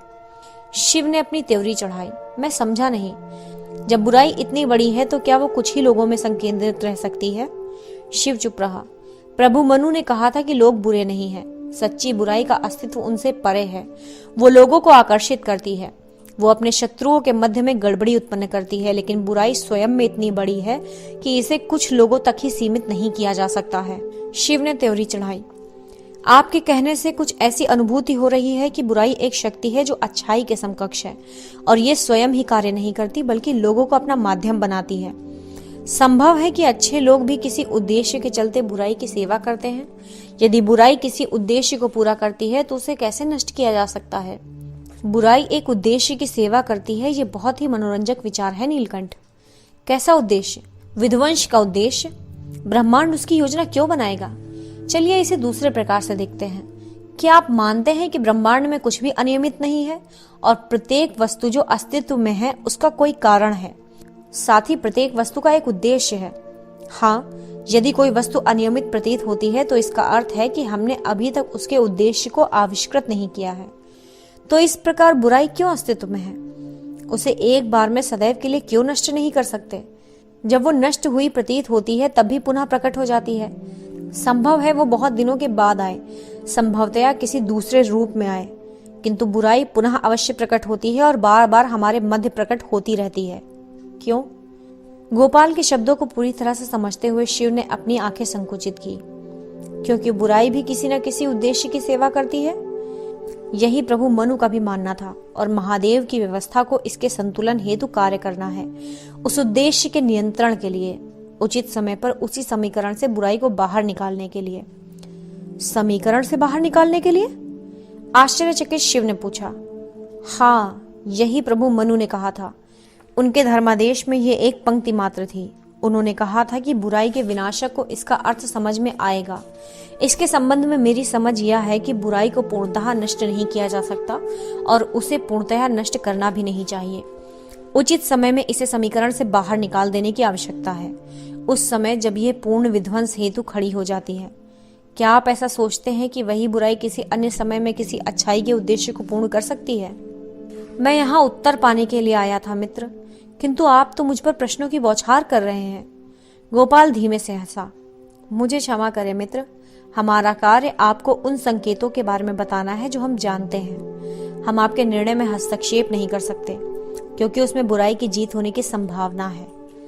मैंने मनु के बारे में उन्हें ये कहते सुना है कि अच्छाई और बुराई एक ही सिक्के के दो पहलू हैं। हाँ, उन्होंने ऐसा अवश्य कहा था। वे एक ही सिक्के के दो पहलू हैं। उन्होंने इसके आगे इसकी व्याख्या नहीं की थी। विचित्र, इसका कोई अर्थ नहीं निकलता है। गोपाल मुस्कुराया। ये सुनने में विचित्र अवश्य लगता है, किंतु मैं जानता हूं कि जब उचित समय होगा आप इसका सही अर्थ निकाल लेंगे। शिव कुछ समय के लिए चुप रहा। उसने मंदिर के स्तंभों के बाहर देखा। वैशाली के लोग कुछ दूर बने मंदिर के द्वार पर खड़े थे। वे नीलकंठ के दर्शन के लिए धैर्य से प्रतीक्षा कर रहे थे। शिव ने उन्हें घूर कर देखा और उसके बाद पुनः प्रभु मत्स्य की प्रतिमा को देखा। गोपाल मेरे मित्र, वो कौन सी बुराई थी जिसे प्रभु रुद्र ने समीकरण से बाहर निकाला था? मैं जानता हूं कि असुर बुरे नहीं थे। उन्होंने किस बुराई को नष्ट किया था? आप उत्तर जानते हैं। नहीं, मैं नहीं जानता। हाँ, आप जानते हैं। इसके संबंध में सोचें प्रभु नीलकंठ। प्रभु रुद्र की चिरस्थायी विरासत क्या है? शिव मुस्कुराया। उत्तर स्पष्ट था। धन्यवाद पंडित जी। मैं सोचता हूं कि आज के लिए आपने पर्याप्त बातें कर ली हैं। आपके पहले प्रश्न पर क्या मैं अपनी राय दे सकता हूँ? शिव चकित हो गया। नागाओं के संबंध में? हाँ, निसंदेह, कृपा कर बताएं। ये स्पष्ट है कि आप ये महसूस करते हैं कि आपका ध्यान नागाओं की ओर जानबूझकर खींचा गया है। शायद आप मानते हैं कि बुराई का मार्ग उनके मध्य से ही गुजरता है। हाँ, ये दो कारणों से हो सकता है। या तो वो मार्ग आपको बुराई तक ले जाएगा, अथवा बुराई ने उस मार्ग में अपना सबसे बड़ा प्रहार किया है। शिव ने एक गहरी श्वास ली। आपके कहने का अर्थ है कि नागा लोग वे हैं जो बुराई के हाथों सबसे अधिक पीड़ित हुए हैं? संभव है। शिव स्तंभ से टिक गया। उसने अपनी आंखें बंद कर ली। संभव है कि नागा लोगों का पक्ष भी सुना जाए। संभव है कि अन्य सभी लोगों ने उनसे अन्याय किया हो। उन्हें एक ऐसा अवसर तो दिया जाना चाहिए, किंतु उनमें से किसी एक को तो मुझे उत्तर देना होगा। बृहस्पति की हत्या के लिए कोई एक तो अवश्य दंड की प्रतीक्षा कर रहा है। गोपाल जानता था शिव किसके बारे में सोच रहे थे। वो चुप रहा। अतिथिगृह के निजी कक्ष में उनके सामने सती खड़ी थी। उसके साथ ही काली और गणेश खड़े थे। विस्मित काशी नरेश नहीं जानते थे कि कैसी प्रतिक्रिया दी जाए। उसी दिन प्रातः सती इच्छावर से 27 शेरों की खालों के साथ नरभक्षी झुंड के विध्वंस का प्रमाण लेकर वापस लौटी। काशी के जो वीर सैनिक वहां मारे गए थे, उनके लिए काशी विश्वनाथ मंदिर में विशेष पूजा की गई। कावस को प्रोन्नति देकर मुख्य दलपति बना दिया गया। ब्रंगा के पलटन के साहस की भी सराहना की गई। काशी के ब्रंगा वालों को 3 महीनों के लिए कर में छूट प्रदान कर दी गई थी, किंतु ये विशिष्ट समस्या अतिथिगृह के लिए जटिल थी। सती की बगल में खड़े 2 नागाओं पर वो किस प्रकार प्रतिक्रिया करे, वो ये नहीं जानते थे। नीलकंठ की पत्नी के संबंधियों को काशी नगर से निष्कासित करने की उनकी हिम्मत नहीं थी। दूसरी ओर वे उन्हें काशी में सार्वजनिक रूप से निवास करने की अनुमति भी नहीं दे सकते थे। उसकी प्रजा इसे एक अपराध मानेगी। नागाओं के बारे में गहरा अंधविश्वास था। देवी, हम इसकी अनुमति आपको कैसे दे सकते हैं? अतिथिगृह ने सावधानी पूर्वक कहा। काली अतिथिगृह को घूर रही थी। वो भी एक रानी थी, किंतु जो अपमान उसका किया जा रहा था उस पर वो बहुत अधिक नाराज थी। उसने सती की बाह को छू कर कहा, दीदी, भूल जाओ इसे। सती ने मात्र अपना सिर हिलाया। महाराजा अतिथिगृह, भारत के अंदर काशी सहनशीलता का दीप्तिमान प्रकाश है। ये सभी भारतीयों को स्वीकार करता है, चाहे उसकी आस्था कुछ भी हो। चाहे उसकी आस्था कुछ भी हो या उसकी जीवन शैली कुछ भी हो। कुछ अच्छे और वीर लोगों को इसलिए स्वीकार न करना क्योंकि वे नागा हैं, ये उन तथ्यों के विरुद्ध नहीं है। ये नगर प्रताड़ितों और हाशिए पर रहने वालों को आशा देता है। अतिथिगृह ने नीचे की ओर देखा। किंतु देवी, मेरी प्रजा। महाराज, क्या आप अपने लोगों के पक्षपात का साथ देंगे या फिर उन्हें एक अच्छे मार्ग पर चलने का नेतृत्व प्रदान करेंगे? काशी नरेश अस्थिर लेकिन शांत बैठा रहा। कृपया ये न भूलें महाराज कि आज यदि काशी के सैनिक वापस आए हैं और इच्छावड़ गांव के लोग जीवित हैं, तो वे काली गणेश और उसके सैनिकों की वीरता के कारण ही। हम सभी लोग उन शेरों द्वारा मार डाले गए होते। उन्होंने हमारी रक्षा की है। क्या वे इसके बदले में सम्मान के पात्र नहीं है? अतिथिगृह ने हिचकिचाते हुए सहमति में सिर हिलाया। उन्होंने अपनी निजी कक्ष की खिड़की से बाहर देखा। पूर्वी महल का प्रतिबिंब लिए दूर गंगा नदी उत्साहहीन प्रवाहित हो रही थी। वहां उसकी प्यारी बहन माया किसी बंदी के समान एक निकृष्ट जीवन जी रही थी। वे अपने लोगों में नागाओं के प्रति भय को हटाना चाहते थे। आज जब उनके सामने नीलकंठ की पत्नी अपने परिवार के साथ खड़ी थी तो उनको साहस मिला, क्योंकि नीलकंठ को चुनौती देने की हिम्मत कौन करेगा। सभी लोग जानते थे कि शिव ने कैसे अनुचित विधानों के एक समूह को समाप्त कर दिया था, तो इस प्रकार नागाओं के लिए भी ऐसा ही क्यों नहीं हो सकता। राजा सती की ओर मुड़े। आपका परिवार रह सकता है देवी। मेरा विश्वास है कि प्रभु नीलकंठ के लिए नियत किए गए काशी महल के हिस्से में वे आराम पूर्वक रह सकेंगे। मेरा विश्वास है कि ऐसा ही होगा। मुस्कुराती हुई सती ने उत्तर दिया, बहुत बहुत धन्यवाद महाराज। शिव जहाज के अग्रभाग पर खड़ा था। पर्वतेश्वर साथ था। मैंने अग्रणी जलयान की गति को दोगुना कर दिया है प्रभु, पर्वतेश्वर ने कहा। शिव ने पर्वतेश्वर से आग्रह किया कि उनके जलयानों के समूह को शीघ्र ही काशी पहुंचा दिया जाए। उसे अपने परिवार से अलग रहते 2 वर्ष बीत चुके थे। ये एक लंबा समय था और वो उनसे मिलने के लिए बेचैन हो रहा था। धन्यवाद सेनापति, शिव मुस्कुराया। पर्वतेश्वर सम्मान में झुका और गंगा नदी को देखने के लिए पुनः मुड़ गया। शिव मुस्कुराते हुए बोला, तो फिर आपका वैवाहिक जीवन कैसा है सेनापति? पर्वतेश्वर ने एक चौड़ी मुस्कान के साथ शिव को देखा। स्वर्ग प्रभु, स्वर्ग, पूर्णतः स्वर्ग, यद्यपि अत्यधिक प्रचंड स्वर्ग। शिव मुस्कुराया। सामान्य नियम लागू होता प्रतीत नहीं होता है ना? पर्वतेश्वर ठहाका मारकर हंस पड़ा। आनंदमयी प्रतिदिन नियम परिवर्तित करती रहती है और मैं मात्र उसका अनुसरण करता हूँ। शिव भी ठहाका मारकर हंस पड़ा और उसने अपने मित्र के कंधे पर थपकी दी। उन नियमों का अनुसरण करो मित्र, उन नियमों का अनुसरण करो। वो आपसे प्रेम करती हैं, आप उसके साथ बहुत सुखी रहेंगे। पर्वतेश्वर ने हृदय से सहमत होते हुए सिर हिलाया। आनंदमयी ने मुझे बताया कि उसने एक तेज चलने वाली नौका को सम्राट दिलीप के पास भेजा है ताकि आपके विवाह संस्कार संबंधी जानकारी उन्हें दी जा सके। शिव ने कहा। जी हाँ, उसने भेजा था, पर्वतेश्वर ने कहा। महाराज हमारे स्वागत के लिए काशी पधार रहे हैं। उन्होंने वचन दिया है कि काशी में हमारे आगमन के 10 दिनों के भीतर ही एक भव्य समारोह का आयोजन करेंगे। ये तो बहुत ही आनंददायक होगा। जी प्रभु, नंदी ने पूछा। नंदी और भगीरथ शिव के कक्ष में थे। जब हम काशी पहुंचे तो राजकुमार भगीरथ के निकट रहना। क्यों प्रभु? भगीरथ ने पूछा। शिव ने अपना हाथ ऊपर उठाया। मेरा विश्वास करें। भगीरथ ने अपनी आंखें संकुचित की। मेरे पिता काशी आ रहे हैं। शिव ने सहमति में सिर हिलाया। मैं राजकुमार की परछाई बनकर रहूंगा प्रभु, नंदी ने कहा। जब तक मैं जीवित हूं उन्हें कुछ नहीं होगा। शिव ने उसकी ओर देखा। तुम्हें भी कुछ नहीं होना चाहिए नंदी। आप दोनों ही अपनी आंखें खुली रखें और सावधान रहें। मेरे बेटे, सती ने कार्तिक को अपनी बाहों में लेते हुए कहा। कार्तिक मात्र 3 वर्ष का था, किंतु सोमरस के प्रभाव के कारण वो 6 वर्ष का प्रतीत हो रहा था। वो चिल्लाया, माँ। सती ने उसे अपनी बाहों में लेकर चारों ओर घुमा दिया। मुझे तुम्हारी बहुत याद आई। मुझे भी याद आई, कार्तिक ने बहुत ही नम्रता से कहा। वो अब भी अप्रसन्न था कि उसकी माँ उसे छोड़कर चली गई थी। मुझे क्षमा करना, मुझे जाना ही पड़ा मेरे बच्चे, किंतु मुझे बहुत ही महत्वपूर्ण कार्य करना था। अगली बार मुझे भी अपने साथ ले चलना, मैं प्रयत्न करूंगी। कार्तिक मुस्कुराया। ऐसा लगा जैसे वो ये सुनकर मान गया था। उसके बाद उसने अपनी लकड़ी की तलवार म्यान से बाहर निकाली। माँ, इसे देखो। सती ने त्योरी चढ़ा ली। ये क्या है? जिस दिन आप मुझे छोड़कर गई थी उसी दिन से मैंने सीखना प्रारंभ कर दिया था कि युद्ध कैसे करें। यदि मैं एक अच्छा सैनिक होता तो आप मुझे भी साथ लेकर जाती ना। सती की मुस्कान खिल गई और उसने कार्तिक को उठाकर अपनी गोद में बिठा लिया। तुम तो जन्मजात सैनिक हो बेटे। कार्तिक मुस्कुराया और अपनी माँ से लिपट गया। तुम्हें याद है ना कि तुम कैसे एक भाई के लिए पूछा करते थे कार्तिक? कार्तिक ने जोर जोर से सिर हिलाकर कहा। हाँ हाँ, तो ऐसा है कि मुझे तुम्हारे लिए एक बहुत ही अद्भुत सा भाई मिल गया है, एक बड़ा भाई जो सदैव तुम्हारा ध्यान रखेगा।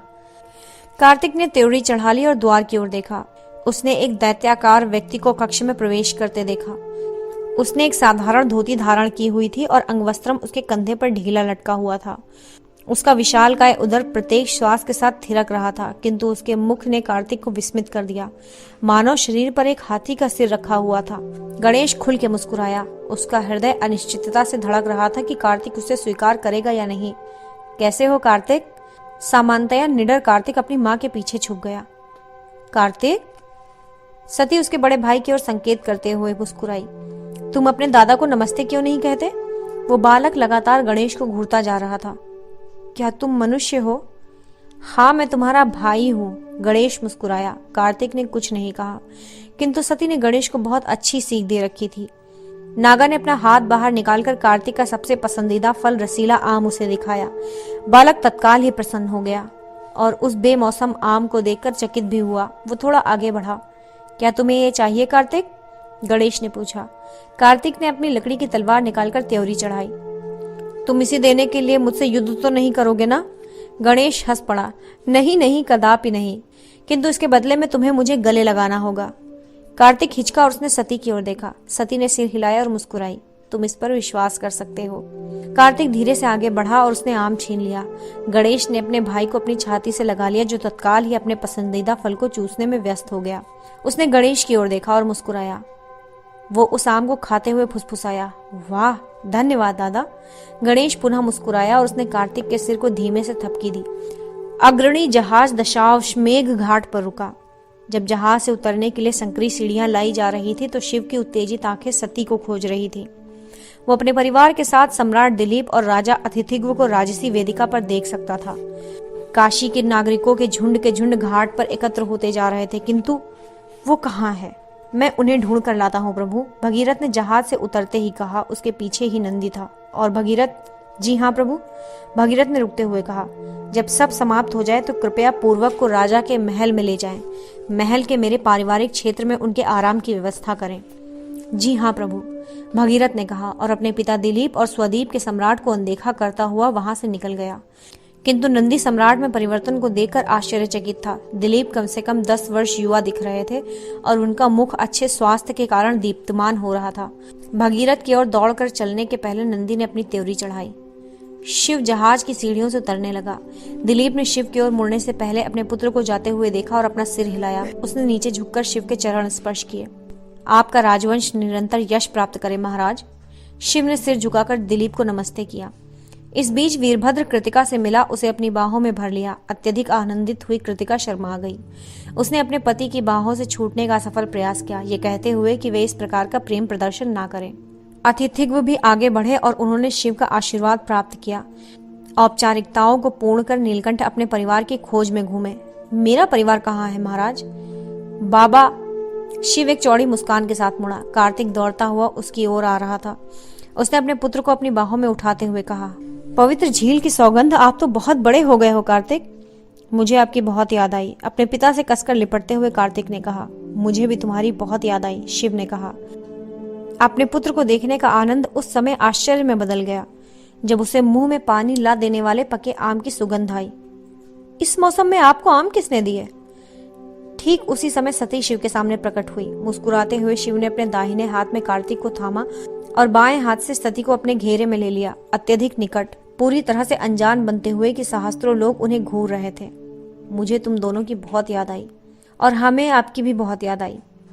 सती ने अपना सिर पीछे कर अपने पति को देखते हुए कहा।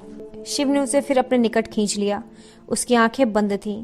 वो अपने परिवार के स्पर्श का सुख ले रहा था और उसकी पत्नी और बेटा उसके कंधे पर अपने सिर रखे हुए थे। चलो घर चलते हैं। काशी के पवित्र मार्ग से शिव की सवारी धीमे धीमे चल रही थी। अयोध्या के सम्राट और काशी के राजा की सवारियां उनके पीछे थीं, जबकि वो दल जिसने शिव के साथ यात्रा की थी वो उन सबके पीछे चल रहा था। 2.5 वर्षों के बाद अपने प्रभु की झलक पाने के लिए काशी के नागरिक गलियों में पंक्तिबद्ध थे।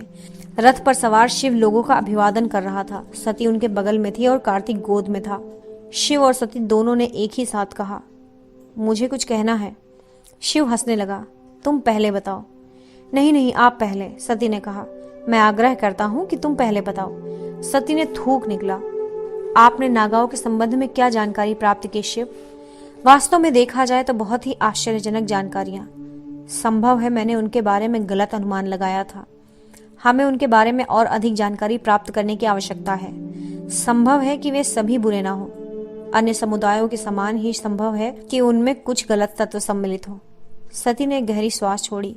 एक सर्प के समान जो तनाव उसके भीतर कुंडली मारकर बैठा था, उससे थोड़ी राहत मिली। क्या हुआ? अपनी पत्नी को घूर कर देखते हुए शिव ने पूछा। मैंने भी हाल ही में कुछ जाना है। ऐसा कुछ जो बहुत ही आश्चर्यजनक है। ऐसा कुछ जो मुझसे अब तक छुपाया गया था। ये नागाओं के संबंध में है। क्या? मुझे पता चला कि सती को इतना घबराते देखकर शिव चकित हुआ। क्या बात है प्रिय? मुझे पता चला है कि मैं उनसे संबंधित हूँ। क्या? हाँ। ये कैसे हो सकता है? तुम्हारे पिता नागाओं से घृणा करते हैं। ये घृणा से अधिक अपराध बोध हो सकता है। अपराध बोध? मेरा जन्म अकेले नहीं हुआ था। शिव ने त्योरी चढ़ा ली। मेरे साथ मेरी जुड़वा बहन का भी जन्म हुआ था। मेरी एक बहन है। शिव स्तब्ध था। कहाँ है वो? किसने उसका अपहरण किया? ये मेलुहा में कैसे हुआ? उसका अपहरण नहीं हुआ था, सती फुसफुसाई। उसे त्याग दिया गया था। त्याग दिया गया था? शिव ने अपनी पत्नी को देखा। उसे प्रतिक्रिया देने के शब्द नहीं मिल पा रहे थे। शिव ने सती का हाथ थाम लिया। तुमने उसे कहाँ ढूंढा? क्या वो ठीक है? सती ने शिव की ओर देखा। उसकी आंखें नम थी। मैंने उसे नहीं ढूंढा, बल्कि उसने मुझे ढूंढा। उसने मेरी जान बचाई। शिव मुस्कुराया। नागाओं की एक और वीर और दयालुता के बारे में सुनकर वो आश्चर्यचकित नहीं हुआ। उसका नाम क्या है? काली, रानी काली। रानी? हाँ, वो नागाओं की रानी है। शिव की आंखें आश्चर्य से फटी की फटी रह गईं। हो सकता है वो काली ही हो जो बृहस्पति के हत्यारे को ढूंढने में उसकी सहायता कर सकती है। संभव है इसी कारण भाग्य ने इन दोनों को मिलाने का षड्यंत्र रचा होगा। वो कहाँ है? यही काशी में हमारे महल के बाहर आपसे मिलने की प्रतीक्षा कर रही है। आपके स्वीकार करने की प्रतीक्षा कर रही है। शिव मुस्कुराया। उसने सिर हिलाया और सती को अपने निकट खींच लिया। वो तुम्हारा परिवार है, इसी कारण वो मेरा भी परिवार है। मेरे स्वीकार करने का प्रश्न ही कहाँ उठता है। शिव के कंधे पर अपने सिर को विश्राम देते हुए सती धीमे से मुस्कुराई। किंतु वो एकमात्र नागा नहीं है जो आपकी स्वीकृति के लिए प्रतीक्षारत है। शिव ने त्योरी चढ़ा ली। एक अन्य, इससे भी दर्दनाक रहस्य मुझसे छुपा कर रखा गया था, सती ने कहा। क्या? 90 वर्ष पहले मुझे बताया गया था कि मेरा प्रथम शिशु मृत पैदा हुआ था, किसी बुत सा। शिव ने सिर हिलाया। वो अच्छी तरह समझ रहा था कि सती का संकेत किस ओर था, अतः उसने अपनी पत्नी का हाथ कसकर पकड़ लिया। वो एक झूठ था। सती सुबकते हुए बोली, वो जीवित है? अभी भी जीवित है। शिव का मुंह हैरानी से खुला रह गया। तुम्हारे कहने का अर्थ है मेरा दूसरा पुत्र भी है? सती ने शिव की ओर देखा। उसकी आंखें मुस्कुरा रही थी। पवित्र झील के नाम पर मेरा दूसरा पुत्र भी है? सती ने सहमति में सिर हिलाया। वो शिव के आनंद को देखकर प्रसन्न थी। भद्र, तेजी से चलाओ, मेरा पुत्र मेरी प्रतीक्षा कर रहा है। अध्याय 19। नीलकंठ का क्रोध। शिव की सवारी अतिथिगृह के महल के द्वार पर तेजी से मुड़ी। जैसे ही सवारी केंद्रीय उद्यान का चक्कर काटकर द्वार के निकट रुकी तो शिव ने तत्पर कार्तिक को अपनी बाहों में उठा लिया और द्वार के निकट पहुंच गया। यहाँ उसने कार्तिक को नीचे उतारा, उसका हाथ पकड़ा और तेजी से अंदर की ओर जाने लगा। सती उसके पीछे थी। जैसे ही उसने काली को देखा तो वो मार्ग में ही रुक गया। स्वागत के लिए काली पूजा की थाल पकड़े सामने खड़ी थी। अरे ये क्या? शिव के सामने सती का प्रतिरूप खड़ी थी। उसकी आंखें, मुख, उसका आकार सब कुछ सती के समान ही था, मात्र उसके शरीर का रंग काला था, जबकि सती का गेहुआ। सती अपने बालों को अच्छी तरह से जूड़े में बांध लिया करती थी, जबकि उससे भिन्न काली के बाल खुले हुए थे। वो स्त्री राजसी वस्त्र और आभूषण पहने हुए थी। एक दूधिया श्वेत एवं लाल रंग का अंगवस्त्रम उसके पूरे बदन को ढके हुए था। उसके बाद उसने उसके कंधे पर 2 अतिरिक्त हाथ देखे। घबराई हुई काली शिव को अनिश्चित होकर घूर रही थी। उसे तब आश्चर्य हुआ जब शिव आगे बढ़ा और उसे नम्रता से इस प्रकार गले लगा लिया कि पूजा की थाली को कुछ न हो। तुमसे मिलकर अत्यधिक प्रसन्नता हुई, शिव ने चौड़ी मुस्कान के साथ कहा। काली हल्के से मुस्कुराई। वो शिव के इस गर्मजोशी भरी मुद्रा से स्तब्ध थी और उसे बोलने के लिए शब्द नहीं सूझ रहे थे। शिव ने पूजा की थाली की ओर संकेत करते हुए कहा, स्वागत हेतु ये थाली तुम्हें शायद मेरे मुख के चारों ओर 6 या 7 बार घुमानी होगी। काली हंस पड़ी। मुझे क्षमा करें, बस मैं थोड़ी घबराई हुई थी। घबराने की कोई बात नहीं है, शिव ने अपने दांत निपोरते हुए कहा।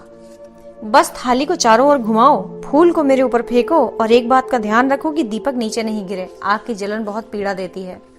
काली और खिलखिलाकर हंस पड़ी और उसने शिव के ललाट पर लाल तिलक लगाते हुए अनुष्ठान को संपन्न किया। और अब? शिव ने कहा, मेरा दूसरा पुत्र कहाँ है? काली एक ओर हो गई। शिव ने गणेश को दूर अतिथियों के मुख्य महल की ओर जाने वाली ऊपर की सीढ़ी पर खड़े देखा। वो मेरे दादा हैं। कार्तिक ने प्रसन्न होकर पिता की ओर देखते हुए कहा। शिव कार्तिक को देखकर मुस्कुराया। चलो चलकर मिलते हैं। गणेश लाल धोती और श्वेत अंगवस्त्रम पहने हुए महल में अपनी मां के कक्ष के द्वार के पास लगभग पहरेदार की भांति खड़ा था। जैसे ही शिव उसके पास पहुंचा तो गणेश अपने पिता के चरण स्पर्श करने के लिए झुका। शिव ने गणेश के सिर को धीमे से छुआ और उसके कंधों को पकड़कर अपनी ओर खींचते हुए आशीर्वाद दिया। आयुष्मान भव मेरे। जैसे ही उसने बादाम के आकार वाली उसकी आंखों को देखा तो वो चुप हो गया। उसके हाथ गणेश के कंधे पर जम गए और आंखें संकुचित थीं। गणेश ने अपने भाग्य को कोसा और अपनी आंखें बंद कर ली। वो जानता था कि उसे पहचान लिया गया था। शिव की आंखें गणेश के मुख पर गड़ी हुई थी। सती आश्चर्य करते हुए फुसफुसाई, क्या बात है शिव? शिव ने सती को अनसुना कर दिया और गणेश को लगातार दबे हुए क्रोध के साथ घूरता रहा। उसने अपनी थैली में हाथ डाला। मेरे पास कुछ है जो तुम्हारा है। गणेश शांत बना रहा। शिव को एकटक देखते हुए उसकी आंखें विषादपूर्ण थी। उसे वो देखने की आवश्यकता नहीं थी जो शिव अपनी थैली से निकाल रहा था। वो जानता था कि ये उसका वही बाजूबंद था जो टूट गया था और मंदार पर्वत पर कहीं खो गया था। उसके किनारे घिसे हुए थे और अग्नि की लपटों ने उसे झुलसा दिया था। उस पर कढ़ाई किया हुआ ओम का प्रतीक अभी भी ज्यों का त्यों था, किंतु वो सामान्य ओम का प्रतीक नहीं था। प्राचीन पवित्र शब्द के प्रतीक की रचना सर्पों से की गई थी। वो सर्प वाला ओम था। गणेश ने शांतिपूर्वक वो बाजूबंद शिव के हाथ से ले लिया। सती ने अविश्वास पूर्ण आंखों से शिव की ओर देखा। शिव, ये क्या हो रहा है? शिव की आंखों से भयंकर क्रोध फूट रहा था। शिव, अपने पति के कंधे को चिंतित होकर स्पर्श करते हुए सती ने कहा। शिव ने सती के हाथ को झटक दिया। तुम्हारे पुत्र ने मेरे भाई की हत्या की है, शिव गरजा। सती स्तब्ध थी, उसे विश्वास नहीं हो रहा था। शिव ने दोबारा कहा, इस बार उसका स्वर कड़ा और भयंकर था। तुम्हारे पुत्र ने बृहस्पति की हत्या की है। काली उछलकर सामने आई, किंतु वो तो। गणेश के संकेत के कारण नागाओं की रानी चुप हो गई। नागा एकटक शिव की ओर देख रहा था। वो कोई स्पष्टीकरण नहीं दे रहा था। वो नीलकंठ के निर्णय की प्रतीक्षा कर रहा था, अपने दंड की। शिव गणेश के बहुत निकट आया, अत्यधिक निकट। उसकी क्रोध से गर्म श्वास गणेश को झुलसा गई। तुम मेरी पत्नी के पुत्र हो, ये एकमात्र कारण है जो कि मैं तुम्हें प्राण दंड नहीं दे रहा। गणेश ने अपनी दृष्टि नीचे कर ली। उसके हाथ याचना में जुड़े हुए थे, वो कुछ भी बोलने को तैयार नहीं था। मेरे घर से बाहर निकल जाओ, शिव ने गर्जना की। इस भूमि से बाहर निकल जाओ, मुझे अपना मुख फिर कभी नहीं दिखाना। अगली बार मैं इतना क्षमाशील नहीं रहूंगा। किंतु शिव, वो मेरा पुत्र है, सती ने याचना की। उसने बृहस्पति की हत्या की है। शिव, उसने बृहस्पति की हत्या की है। ये स्वर निर्णायक एवं पूर्ण ब्रह्मांड को सुनाई देने वाला था। सती ने भावशून्य दृष्टि से देखा। उसके गाल पर आंसू झरझर बहते जा रहे थे। शिव, वो मेरा पुत्र है, मैं उसके बिना नहीं रह सकती। तो फिर मेरे बिना रहो। सती भौचक्की रह गई। शिव, ऐसा ना करे, आप मुझसे ऐसे चयन के बारे में कैसे कह सकते हैं? गणेश ने अंततः चुप्पी तोड़ी। पिताजी, मैं। शिव ने बीच में ही गुस्से में उसे टोक दिया। मैं तुम्हारा पिता नहीं हूं। गणेश ने सम्मान में अपना सिर झुकाया। उसने एक गहरी श्वास ली और पुनः कहा, हे महान महादेव, आप अपनी निष्पक्षता के लिए जाने जाते हैं, आप न्याय के लिए पहचाने जाते हैं। अपराध मेरा है, मेरे पाप के लिए मेरी माता को दंड न दें। गणेश ने एक चाकू निकाल लिया। ये वही चाकू था जो सती ने अयोध्या में उस पर फेंका था। मेरा जीवन समाप्त कर दें, किंतु मेरी माता को ऐसा शाप न दे जो मृत्यु से भी अधिक दर्दनाक है। वो आपके बिना जीवित नहीं रह सकती। नहीं, सती चिल्लाई, उछलकर गणेश के सामने आ गई। कृपा करे शिव, ये मेरा पुत्र है, ये मेरा पुत्र है। शिव का क्रोध बर्फ की भांति जम चुका था। ऐसा प्रतीत होता है कि तुमने चयन कर लिया है। उसने कार्तिक को अपनी गोद में उठा लिया। शिव, सती ने अनुनय किया, कृपा कर मत जाएं, कृपा करें। शिव ने सती की ओर देखा। उसकी आंखें नम थी, किंतु उसका स्वर निष्ठुर था। मैं इसे स्वीकार नहीं कर सकता सती। बृहस्पति मेरे भाई के समान था। शिव कार्तिक को अपने साथ लेता हुआ सीढ़ियों से नीचे उतर गया। काशी के नागरिक स्तब्ध थे। शिव को सारा सत्य पता नहीं है, तुमने उन्हें बताया क्यों नहीं? क्षुब्ध काली ने कहा। अतिथित्व के महल में काली और गणेश सती के कक्ष में बैठे हुए थे। लंबे समय बाद मिले अपने पुत्र के मोह और पति के प्रति भक्ति के मध्य सती फंस गई थी। वो शिव को मनाने ब्रंगाओं के भवन में गई, जहां शिव ने अस्थायी निवास बना रखा था। मैं नहीं बता सकता, मैंने वचन दिया है मौसी, गणेश ने उत्तर दिया। शांत स्वर उसके भीतर दबे दुख को छिपा रहा था।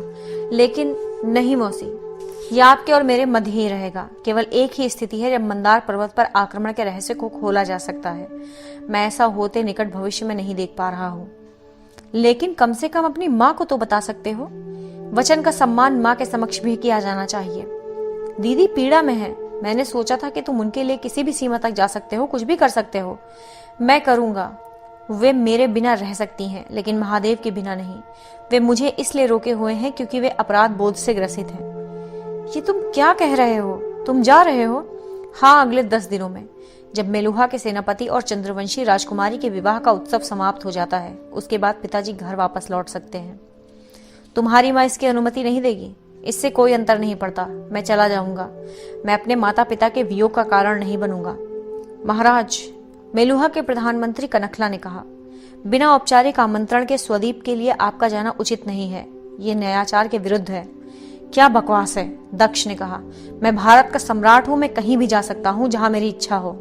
कनखला एक निष्ठावान प्रधानमंत्री थी, किंतु वो अपने सम्राट को ऐसा कोई काम करते नहीं देखना चाहती थी जिससे समस्त साम्राज्य को लज्जित होना पड़े। किंतु अयोध्या समझौतों की शर्त के अनुसार स्वदीप हमारी जागीर नहीं है। अपनी भूमि पर उनका अधिकार है। नयाचार कहता है कि हमें उनकी अनुमति लेनी चाहिए। वे इस अनुमति से इनकार नहीं कर सकते हैं। आप उनके स्वामी हैं, किंतु ये एक औपचारिकता है जिसे पूर्ण करना चाहिए।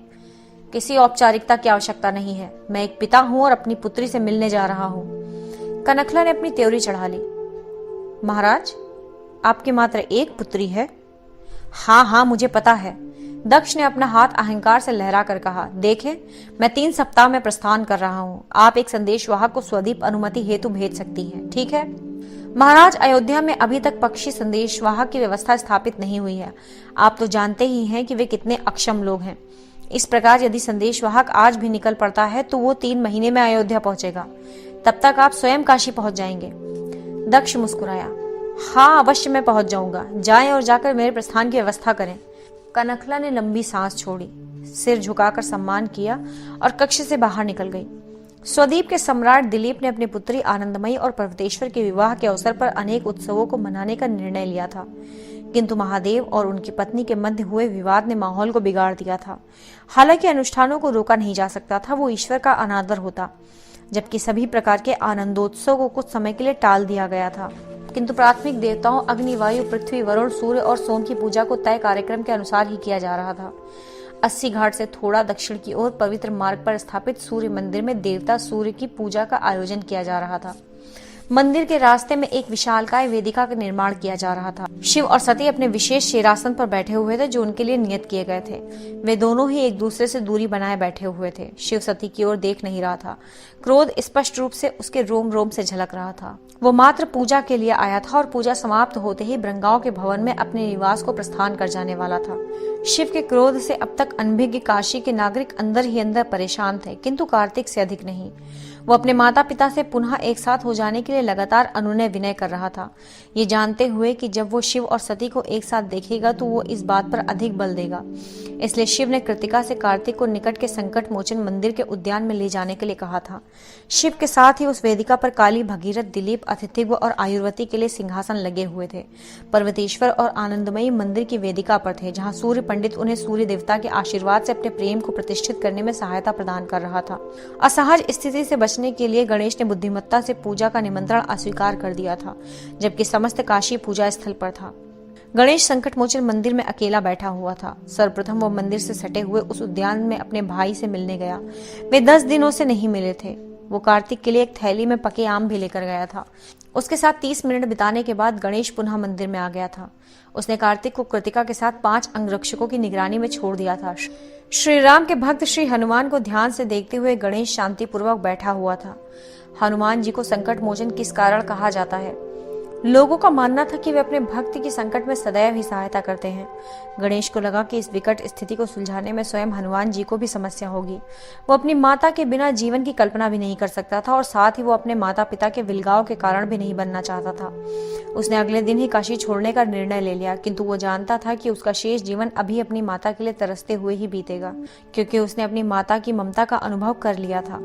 जब उसने उद्यान से कार्तिक का हुड़दंग भरा कोलाहल सुना तो वो मुस्कुराया। आत्मा की वो उन्मुक्त हंसी जो अपनी माँ की ममता से पालित पोषित हो। गणेश ने एक लंबी श्वास भरी। वो जानता था कि ऐसी उन्मुक्त हंसी उसके जीवन में कभी नहीं आने वाली। उसने अपनी तलवार निकाल ली, एक सपाट पत्थर खींचा और वो किया जो कोई क्षत्रिय अपने खाली समय में करता है, अर्थात तलवार की धार को तेज करना। अपने विचारों में गणेश इतना डूबा हुआ था कि उसे बहुत देर में इसका भान हुआ। उद्यान में कुछ विचित्र हो रहा था। उसने अपनी श्वास रोकी और सुना, और उसके बाद उसे बोध हुआ।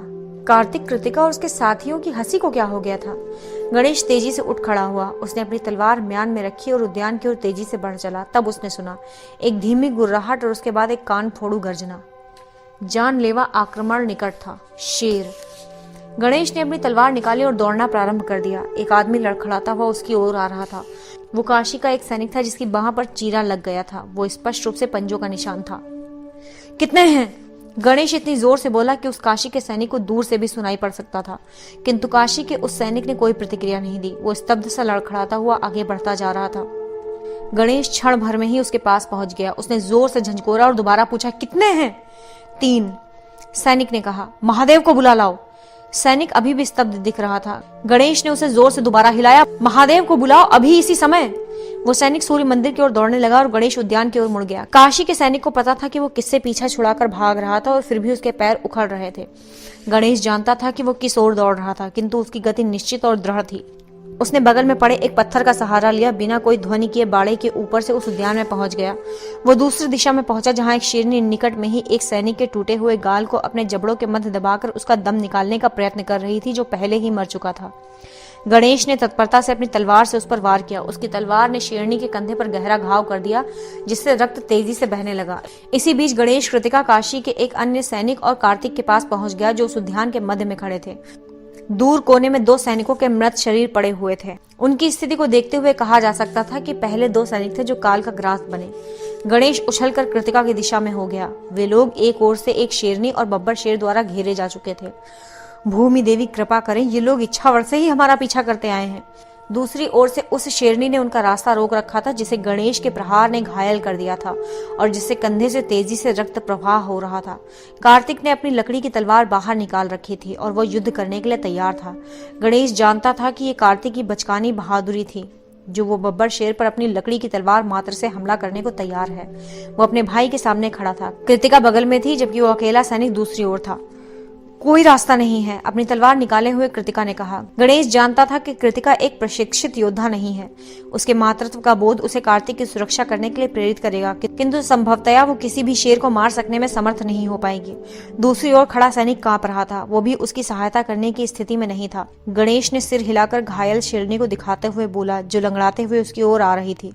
वो अधिक समय तक संघर्ष नहीं कर पाएगी, मैंने उसकी मुख्य नस काट दी है। इस मध्य बब्बर शेर उन्हें सामने की ओर से घेर रहा था और दोनों शेरनियां दोनों ओर से उन्हें घेर रही थी। गणेश जानता था कि बस कुछ ही समय की बात थी, वे उन पर हमला करने की तैयारी कर रहे थे। पीछे हट जाएं, गणेश फुसफुसाया, धीरे धीरे। उनके पीछे बरगद के पेड़ के मुख्य तने में खो सा बना हुआ था। गणेश ने कार्तिक को उसमें डालकर उन शेरों से उसे बचाने की योजना बना ली थी। हम अधिक देर तक जीवित नहीं रह सकेंगे, कृतिका ने कहा। मैं उन्हें भटकाने का प्रयास करती हूँ, आप कार्तिक को लेकर भाग जाएं। गणेश कृतिका की ओर नहीं मुड़ा, बल्कि वो बब्बर शेर को लगातार घूर रहा था। किंतु वीरभद्र की पत्नी के लिए उसका सम्मान और बढ़ गया था। वे उसके छोटे भाई के लिए जान देने के लिए तैयार थी। ये संभव नहीं है, गणेश ने कहा। कार्तिक को लेकर मैं इतनी तेज नहीं दौड़ सकता कि इनसे बचकर निकल जाऊं। दीवार भी ऊंची है, हमारी सहायता आने वाली है, महादेव आ रहे हैं। हमें मात्र इन शेरों को कुछ समय तक रोके रखना है। कृतिका और उस सैनिक ने गणेश के कहे के अनुसार काम किया और धीरे धीरे पीछे की ओर खिसकने लगे। कार्तिक उनके पीछे था। बब्बर शेर और शेरनियां आगे बढ़ते चले आ रहे थे। उनका सीधा सपाट आक्रमण अब कुछ बिखर सा गया था, क्योंकि उनके सामने एक दैत्याकार आदमी रक्त रंजित तलवार लेकर खड़ा हो गया था। कुछ ही देर बाद कार्तिक को बरगद के तने में बने खोह में डाल दिया गया था और पेड़ों की जड़ों से उसे इस प्रकार घेर दिया गया था कि वो किसी भी प्रकार से आक्रमण करने के उद्देश्य से बाहर की ओर न निकल पाए। वो सुरक्षित था, कम से कम तब तक जब तक वहां गणेश खड़ा था। उन बिल्लियों ने आक्रमण कर दिया। गणेश उस लंगड़ाती शेरनी को आगे बढ़ता देखकर आश्चर्यचकित था। कृतिका उस ओर से मैदान संभाले हुए थी। नीचे की ओर झुककर रहिए, गणेश चिल्लाया। वो कृतिका की सहायता करने के लिए वहां से हट नहीं सकता था, क्योंकि बब्बर शेर इस मध्य खुली जगह देखकर कार्तिक पर हमला कर सकता था। कृतिका जी झुकी रहें, वो घायल है, वो हवा में ऊंचा नहीं उछल सकती। कृतिका ने अपनी तलवार नीचे कर रखी थी और उस घायल शेरनी को अपने तक आ जाने की प्रतीक्षा कर रही थी, किंतु उसे तब आश्चर्य हुआ जब शेरनी अचानक ही दिशा बदलते हुए बाईं ओर घूम गई। जैसे ही कृतिका उसके पीछे आक्रमण करने के लिए दौड़ने वाली थी कि उसने रक्त जमा देने वाली चीख सुनी। दूसरी ओर वाली शेरनी ने इस भटकाव का लाभ उठाया और काशी के सैनिक के निकट पहुंच गई थी। वो पीड़ा से चिल्ला रहा था, क्योंकि उस शेरनी ने उसके शरीर को पीछे की ओर धक्का दे दिया था और उसके शरीर पर अपने पंजों से काट कर घाव बना दिया था। वो सैनिक चिल्लाता हुआ अपनी तलवार के दुर्बल प्रहारों से उस शेरनी को दूर करने के प्रयास में प्रहार करता जा रहा था। वो लगातार ही उसे काटती जा रही थी और अंततः शेरनी ने उस सैनिक का गला दबा दिया। कुछ ही क्षण के बाद वो मर चुका था। बब्बर शेर गणेश के सामने स्थिर बना हुआ उसके भागने के मार्ग को रोके हुए था। उस दूसरी शेरनी ने मृत सैनिक के शरीर को वहीं छोड़ दिया और पुनः अपनी पुरानी स्थिति में आ चुकी थी। गणेश ने धीमे से श्वास ली। वो उन पशुओं के झुंड के शिकार करने की बुद्धिमत्ता की प्रशंसा किए बिना नहीं रह सका। झुककर रहिए, गणेश ने कृतिका से कहा। मैं इस बब्बर शेर और शेरनी को इस ओर से रोकूंगा। आपको मात्र उस घायल शेरनी पर ध्यान केंद्रित करना है। मैं इन तीनों को एक साथ नहीं देख सकता। ये पशु झुंड में शिकार करते हैं। जो भी क्षण भर के लिए इनसे ध्यान हटाएगा वो मारा जाएगा। कृतिका ने सिर हिलाया और उस घायल शेरनी को देखने लगी, जो मंथर गति से उसकी ओर बढ़ने लगी थी। अपनी चोट के कारण उसका बहुत रक्त बह चुका था। वो अपनी चाल में धीमी पड़ गई थी। अचानक ही उसने कृतिका पर आक्रमण कर दिया। निकट आ शेरनी ने हवा में छलांग लगाई, उतनी ही ऊंची छलांग जितना कि उसका घायल कंधा अनुमति देता था। वो छलांग दुर्बल थी। कृतिका नीचे झुक गई और उसने अपनी तलवार ऊंची कर ली। शेरनी गिरते हुए उसकी तलवार का शिकार हो गई। वो शेरनी कृतिका के ऊपर आ गिरी और शीघ्र ही अपने प्राण गंवा बैठी। गणेश ने अपनी आंखों के किनारे से कृतिका को देखा। मरकर गिरने से पहले उस शेरनी ने कृतिका के कंधे पर अपना प्रहार कर दिया था और उसके कंधे का एक हिस्सा काट दिया था। कृतिका के कंधों से रक्त बह निकला। वो उस शेरनी के मृत शरीर के नीचे गतिहीन हो चुकी थी। उस शेरनी का मृत शरीर उसके ऊपर था, जिसे हटाना कठिन था, किंतु वो जीवित थी। वो गणेश को देख सकती थी। गणेश ने अपनी ढाल पीठ से पीछे सरका ली। उसने अपनी छोटी तलवार निकाल ली और उस बरगद के पेड़ के पास खड़ा रहा। वो एक दो-धारी तलवार थी, जो शत्रु के शरीर में भुंककर कैंची की तरह चलती थी। ये एक भयानक हथियार था, क्योंकि वो बार बार काटता चला जाता था। गणेश रुका रहा। वो महादेव के आने की प्रतीक्षा में था। बब्बर शेर गणेश के दाईं ओर गया, शेरनी बाईं ओर। दोनों के मध्य पर्याप्त दूरी थी, अतः गणेश को दोनों पर नजर रखने में कठिनाई हो रही थी। दोनों पशुओं ने एक सुरक्षात्मक स्थान स्थापित करके आगे की दिशा में साथ साथ बढ़ने लगे। शेरनी ने अचानक ही आक्रमण कर दिया। गणेश ने अपने बाएं हाथ को घुमाया, लेकिन छोटी तलवार से इतनी पहुंच नहीं थी कि शेरनी पर प्रहार हो सके। इस आक्रमण ने उसे बाईं ओर देखने पर विवश कर दिया। बब्बर शेर ने इसका लाभ उठाते हुए गणेश पर आक्रमण कर दिया और उसके दाहिने पैर पर शक्तिशाली चोट मारी, ठीक उसी जगह जहां पर इच्छावड़ में गणेश को चोट लगी थी। गणेश दर्द से चिल्ला पड़ा और उसने दाहिने हाथ से अपनी तलवार हवा में लहराकर बब्बर शेर के चेहरे पर प्रहार किया। बब्बर शेर पीछे हट गया, किंतु इससे पहले वो गणेश की जांघ से मांस का टुकड़ा काट चुका था। गणेश का रक्त बह रहा था। वो बरगद के पेड़ पर झुकता हुआ पीछे हटा। उसका नन्हा सा भाई पीछे से चीख चिल्ला रहा था। वो श्योर कर रहा था कि उसे भी बाहर निकालकर शेर से युद्ध करना है। गणेश टस से मस तक ना हुआ और उन शेरों ने पुनः हमला कर दिया। इस बार बब्बर शेर पहले आया। उनके आक्रमण में एक निश्चित तरीका देखकर गणेश ने अपनी आंखें मध्य में टिकाई हुई थी, जिसके कारण वो अब बब्बर शेर और उस शेरनी दोनों को एक साथ देख पा रहा था। उसने अपने दाहिने हाथ की तलवार को सामने कर रखा था ताकि बब्बर शेर उसके बहुत निकट ना आ सके। बब्बर शेर धीमा हो गया और वो शेरनी तेजी से आई। गणेश ने अपनी छोटी तलवार सीधे उसके कंधे में गड़ा दी, लेकिन इससे पहले उस शेरनी ने गणेश के एक अंग को काट खाया। छोटी तलवार कंधे में पूरी धसी होने पर भी शेरनी गणेश के बाएं हाथ में अपने दांत गड़ाने के बाद ही पीछे हटी। गणेश जानता था कि यह बहुत देर तक टिक नहीं सकता। उसका रक्त तेजी से बह रहा था। वो इधर उधर गिरना नहीं चाहता था, क्योंकि तब तक कार्तिक दृष्टि में आ जाता। वो पीछे की ओर गिरा और उस पेड़ से टिक कर बैठ गया। उसने उस खोह को अपनी शरीर से ढक लिया। उसके भाई तक पहुंचने के लिए उन पशुओं को उसे मारना होगा। रक्त के बहुत अधिक बह जाने के कारण गणेश की दृष्टि धुंधलाने लगी थी, लेकिन फिर भी वो देख सकता था कि शेरनी का घाव गहरा था। वो उससे अभी कुछ दूरी पर ही अपने घाव से जूझ रही थी, अपनी चोट को चाटने का प्रयास कर रही थी और सीधा खड़ी होने में अक्षम हो रही थी। उसके हिलने पर वो दो धारी तलवार कैंची की तरह कंधे की हड्डियों को काटती चली गई। उसने देखा कि बब्बर शेर दाईं ओर से बढ़ता हुआ बहुत निकट आ चुका था। बब्बर शेर ने उसे घेर लिया और अपने पंजे से उस पर झपट्टा मारा। तभी गणेश ने अपनी तलवार हवा में लहराकर उस पर प्रहार किया। बब्बर शेर के पंजे ने गणेश का चेहरा चीर दिया। इससे गणेश की लंबी नाक पर गहरा घाव हो गया। ठीक उसी समय गणेश के प्रहार ने बब्बर शेर की बाईं आंख को भेद डाला। वो पशु पीड़ा में चिल्लाता हुआ पीछे हट गया, लेकिन जो कार्तिक ने देखा था वो गणेश ने नहीं देखा था। वो अपनी लकड़ी की तलवार से पहुंचने का प्रयास कर रहा था, लेकिन वो उतनी दूर तक नहीं पहुंच सकता था। दादा उधर देखो। शेरनी ने गणेश के इस ध्यान भंग होने का लाभ उठाकर उसके निकट पहुंचने में सफलता पा ली थी। उसने आगे की ओर झपट्टा मारा और गणेश के सीने को काट खाया। गणेश ने अपनी तलवार से उसके चेहरे को घायल किया। वो शेरनी भी पीड़ा से छटपटाती हुई पीछे हटी, लेकिन जाते जाते उसने गणेश के धड़ का मांस चीरकर बाहर निकाल दिया था। नागा का हृदय जो शरीर के पोषण के लिए रक्त प्रवाहित करता था, अब व्यर्थ में घावों से रक्त बाहर की ओर फेंक रहा था। गणेश जानता था कि उसका अंत निकट है। वो बहुत देर तक जीवित नहीं रह सकता। और उसके बाद उसने युद्ध की तीव्र गर्जना सुनी। हर हर महादेव। एक नर्म आरामदायक अंधकार गणेश को अपनी ओर खींच रहा था। उसे जागने के लिए संघर्ष करना पड़ रहा था। लगभग 50 भयानक सूर्यवंशी योद्धाओं ने उद्यान में आक्रमण कर दिया। वे उन दो अत्यधिक बड़े शेरों पर कूद पड़े थे। पहले से ही उन दुर्बल पशुओं के लिए कोई अवसर न था और वे बहुत ही जल्द अपने प्राण से हाथ धो बैठे। आंखों के सामने अंधेरा छाने के बावजूद गणेश को ऐसा लग रहा था कि उसने एक बहुत ही सुंदर स्वरूप वाले को अपनी ओर दौड़ते हुए देखा, जो एक रक्त रंजित तलवार लिए हुए था। उसका गला चमकदार नीला था। उस स्वरूप के पीछे एक कांसाई रंग की एक स्त्री दौड़ती हुई आ रही थी, जिसे वो बहुत कम देख पा रहा था। एक योद्धा राजकुमारी, जिसके ऊपर उस बब्बर शेर का रक्त छितरा हुआ था। नागा मुस्कुराया। ये सोचकर वो बहुत प्रसन्न था कि उसके संसार के सबसे महत्वपूर्ण लोगों के लिए उसके पास एक शुभ समाचार है। आप चिंता न करें बाबा, गणेश ने अपने पिता से कहा। आपका पुत्र सुरक्षित है। वो छुपा हुआ है मेरे पीछे। इतना कहकर गणेश गिर पड़ा अचेत। अध्याय 20। तुम अकेले नहीं हो दादा। गणेश को लगा कि उसे पीड़ा का अनुभव होगा, लेकिन ऐसा कुछ नहीं था। उसने अपनी आंखें खोली। वो मुश्किल से आयुर्वती को देख पा रहा था। उसने अपने छत विछत शरीर पर एक दृष्टि डाली। त्वचा फटकर अलग हो गई थी। शरीर के कई हिस्सों से मांस लटक गया था। शरीर पर जगह जगह रक्त के थक्के जमे हुए थे। हाथ की हड्डी बाहर निकल आई थी। सीने में गहरा गड्ढा बना हुआ था। छाती की हड्डियां टूट गई थी और बाहर से दिख रही थी। भूमि देवी कृपा करें, मेरे जीवित रहने का कोई अवसर नहीं। गणेश अंधकार में फिर डूब गया। उसके सीने में तीव्र पीड़ा हुई। उसने धीरे से अपनी आंखें खोली। कठिनाई से संकरी सी दरार से आयुर्वेदी को पट्टी बदलते देख सका। वो पुनः अनुभव कर सकता था। एक अच्छी बात है ना। वो स्वप्न जगत में पुनः लौट गया। हल्के से ममता भरा स्पर्श। फिर वो हाथ दूर चला गया। नींद के गोते लगाते गणेश ने सिर हिलाया। वो उस हाथ का स्पर्श पुनः चाहता था। वो हाथ अब उसके मुख को सहला रहा था। उसे धीमे धीमे थपकी दे रहा था। गणेश ने अपनी आंखें खोली, नाम मात्र को। सती उस पर झुकी हुई थी, उसकी आंखें सूजी हुई थी लाल। माँ, किंतु सती ने कोई प्रतिक्रिया नहीं दी। संभवतया उसे गणेश की आवाज नहीं सुनाई पड़ी।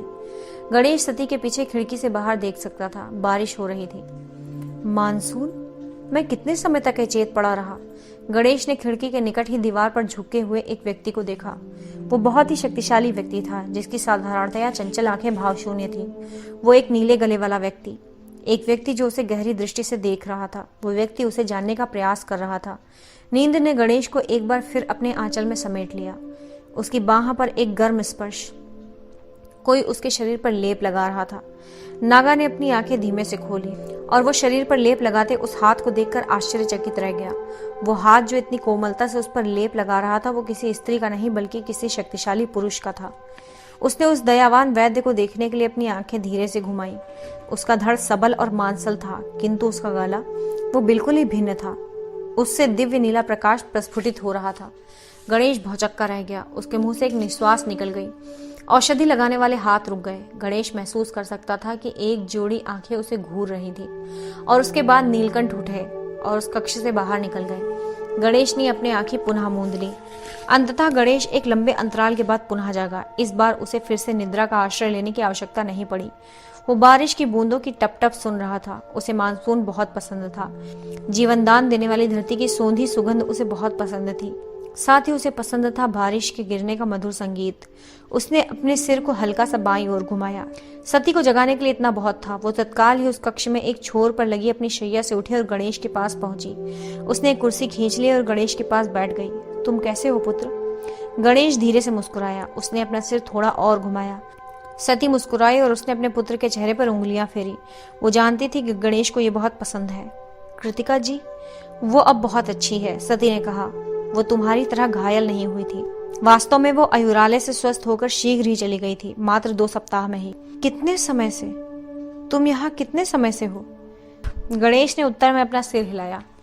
60 दिन। चेतनावस्था से कभी अंदर कभी बाहर। बारिश? मानसून लगभग समाप्त हो चुका है। नमी ने जटिलता बढ़ा दी थी। इसके कारण उपचार में देरी हुई थी। गणेश ने गहरी श्वास ली। वो थक चुका था। तुम सो जाओ, सती ने कहा। आयुर्वती जी का कहना है कि अब तुम स्वस्थ हो जाओगे। तुम शीघ्र ही यहाँ से जा सकोगे। गणेश मुस्कुराया और पुनः नींद की गोद में चला गया। गणेश को अचानक ही जगाया गया। आयुर्वती उसे घूर कर देख रही थी। मैं कितनी देर से सो रहा हूँ? पिछली बार से कुछ घंटे। मैंने तुम्हारी माता को घर भेज दिया है, उन्हें आराम की आवश्यकता है। गणेश ने सहमति में सिर हिलाया। आयुर्वती ने तैयार किया हुआ लेप अपने हाथ में लिया। अपना मुंह खोलो। गणेश ने उस लेप की खराब गंध पर नाक भौं सिकोड़ा। ये क्या है आयुर्वती जी? ये पीड़ा को हर लेगा। लेकिन मुझे कोई पीड़ा नहीं है। जब मैं मरहम लगाऊंगी तब पीड़ा होगी। इसलिए अपना मुंह खोलो और इसे अपनी जीभ के नीचे दबा कर रखो। आयुर्वती ने औषधि के प्रभावी होने की प्रतीक्षा की। उसके बाद उसने गणेश के सीने की पट्टी खोल दी। उसका घाव नाटकीय ढंग से भर गया था। हड्डियों पर मांस की नई परतें आने लगी थी। कुछ दिनों में त्वचा साफ हो जाएगी, संयत स्वर में आयुर्वती ने कहा। मैं एक योद्धा हूँ। गणेश मुस्कुराया। हमारे शरीर पर साफ त्वचा की तुलना में घावों के निशान अधिक स्वागत योग्य हैं। आयुर्वती ने गणेश को गहरी दृष्टि से भावशून्य होकर देखा। उसके बाद उसने एक कटोरी उठाई। जैसे ही आयुर्वती ने औषधि का लेप लगाना प्रारंभ किया तो गणेश ने अपनी सांसें रोक ली। निश्चेता के बावजूद भी औषधि का लेप चुभ रहा था। आयुर्वती ने शीघ्रता से लेप लगाया और नीम की पत्तियों की पट्टी से उसे तत्काल ही बांध दिया। आयुर्वती स्फूर्तिवान, प्रभावशाली और दृढ़ता से कार्य करती थी और उनके इन गुणों से गणेश प्रभावित था। लोकाधीश ने अपनी शक्ति को एकत्र करते हुए एक गहरी सांस भरी। मैंने सोचा भी नहीं था कि मैं जीवित रहूंगा। आपकी प्रतिष्ठा सचमुच ही योग्य है आयुर्वती जी। आयुर्वती ने अपनी त्योरी चढ़ा ली। तुमने मेरे बारे में कहाँ सुना? मैं इच्छावड़ में भी घायल हो गया था और माँ ने मुझे बताया कि आपने मुझे उनसे दोगुना गति से ठीक कर दिया होता। उन्होंने मुझे कहा था कि आप विश्व की सबसे अच्छी वैद्य हैं। आयुर्वती ने अपनी भौहें ऊपर की। तुम्हारी जिह्वा में जादू है। वो किसी को भी मुस्कुराने पर विवश कर सकती है, बिल्कुल नीलकंठ की तरह। किंतु ये बड़े खेद की बात है कि तुम्हारा हृदय निष्कलंक नहीं है। गणेश मौन साधे रहा। मैं बृहस्पति का बहुत सम्मान करती थी। वे न केवल एक अच्छे व्यक्ति थे बल्कि वे ज्ञान के स्रोत भी थे। समय से पहले जब उनकी मृत्यु हुई तो पूरा विश्व इससे पीड़ित हुआ है। गणेश ने कोई प्रतिक्रिया नहीं दी। उसकी संतप्त आंखें वैद्य की आंखों में गहरे देख रही थी। अब मुझे वो बाजू देखने दो, आयुर्वती ने कहा। उसने झटका देकर पट्टी को खोल दिया, इतनी कड़ाई से कि वो चुभे, किंतु इतनी कोमलता से कि वो कोई गंभीर हानि न पहुंचा सके। गणेश के मुंह पर पीड़ा की शिकन तक नहीं आई। दूसरे दिन गणेश उठा तो उसने अपनी माँ और मौसी को उस कक्ष में फुसफुसाते हुए देखा। माँ, मौसी? गणेश फुसफुसाया। दोनों ही बहनें उसकी ओर मुड़कर मुस्कुराई। क्या तुम्हें खाने या पीने के लिए कुछ चाहिए? सती ने पूछा। हाँ माँ, किंतु क्या मैं आज टहलने के लिए बाहर जा सकता हूँ? मैं पिछले 60 दिनों से सो रहा हूँ, ये बहुत ही कष्टदायक है। काली मुस्कुराई। मैं आयुर्वती से बात करूंगी, अभी लेटे रहो। जब काली आयुर्वती से बात करने के लिए बाहर निकल गई तो सती ने एक कुर्सी खींची और गणेश के निकट बैठ गई। मैं तुम्हारे लिए पराठे लेकर आई हूँ, सती ने गजदंत का एक छोटा सा बक्सा खोलते हुए कहा, जो वो अपने साथ लेकर आई हुई थी। गणेश का चेहरा खिल उठा। उसकी माँ के हाथ के बने हुए भरवा पराठे उसे बहुत पसंद थे, लेकिन उसकी मुस्कुराहट उतनी ही तेजी से चली गई जितनी तेजी से वो आई थी, क्योंकि उसे याद हो आया कि उसके सौतेले पिता शिव को भी वो बहुत पसंद थे। आयुर्वती ने गणेश के खाना खाने से पहले कुल्ला करने के लिए जिस द्रव्य को निर्धारित किया था उसे ढूंढने के लिए सती उठी। क्या पिताजी आपके महल में लौट आए हैं माँ? सती ने औषधियों की अलमारी के पास से गणेश को देखा। अब तुम इन सब चीजों के बारे में चिंता मत करो। उन्होंने आपसे बोलना शुरू किया या नहीं? तुम्हें इसके बारे में चिंता करने की आवश्यकता नहीं है, सती ने गणेश की ओर आते हुए कहा। नागा छत को घूर रहा था। अपराध बोध से उसका हृदय छलनी हुआ जा रहा था। उसने अपनी आंखें संकुचित की। हाँ, वे आए थे, सती ने उत्तर दिया। शिव प्रत्येक दिन तुम्हारा परीक्षण करते आते रहे हैं, किंतु मुझे नहीं लगता कि वे आज के बाद यहाँ आएंगे। गणेश दुखी मन से मुस्कुराया और अपने होंठ काटने लगा। सती ने उसके सिर पर थपकी दी। सही समय आने पर सब कुछ ठीक हो जाएगा। काश मैं मंदार पर्वत पर होने वाली घटना का वर्णन कर पाता कि वहां क्या हुआ था। काश मैं बता पाता कि वो क्यों हुआ था। मैं नहीं जानता कि वे मुझे क्षमा करेंगे या नहीं, किंतु कम से कम वे समझेंगे अवश्य। काली ने मुझे थोड़ा बहुत बताया है, मैं कुछ कुछ समझ पा रही हूँ, किंतु बृहस्पति जी, वे एक महान व्यक्ति थे। जब उनकी मृत्यु हुई तो जगत ने कुछ खो दिया। यहाँ तक कि मैं भी पूरी तरह से समझ नहीं पाई हूँ, और शिव उनको अपने भाई के समान प्रेम करते थे। हम उनसे इसे समझने की आशा भी कैसे कर सकते हैं? गणेश ने सती को दुख भरी आंखों से देखा। परंतु तुमने कार्तिक के जीवन की रक्षा की है, सती ने कहा। तुमने मेरी रक्षा की है। मैं जानती हूँ कि यह शिव के लिए बहुत बड़ी बात है। उन्हें समय दो, वे अवश्य संभल जाएंगे। गणेश मौन बना रहा, स्पष्ट रूप से संशयी। दूसरे दिन आयुर्वती की अनुमति से अतिथित्व के भव्य महल के उद्यान में थोड़ी देर टहलने के लिए गणेश आयुरालय के कक्ष से बाहर निकल आया। काली के कंधे पर सहारा लेकर गणेश धीरे धीरे टहल रहा था।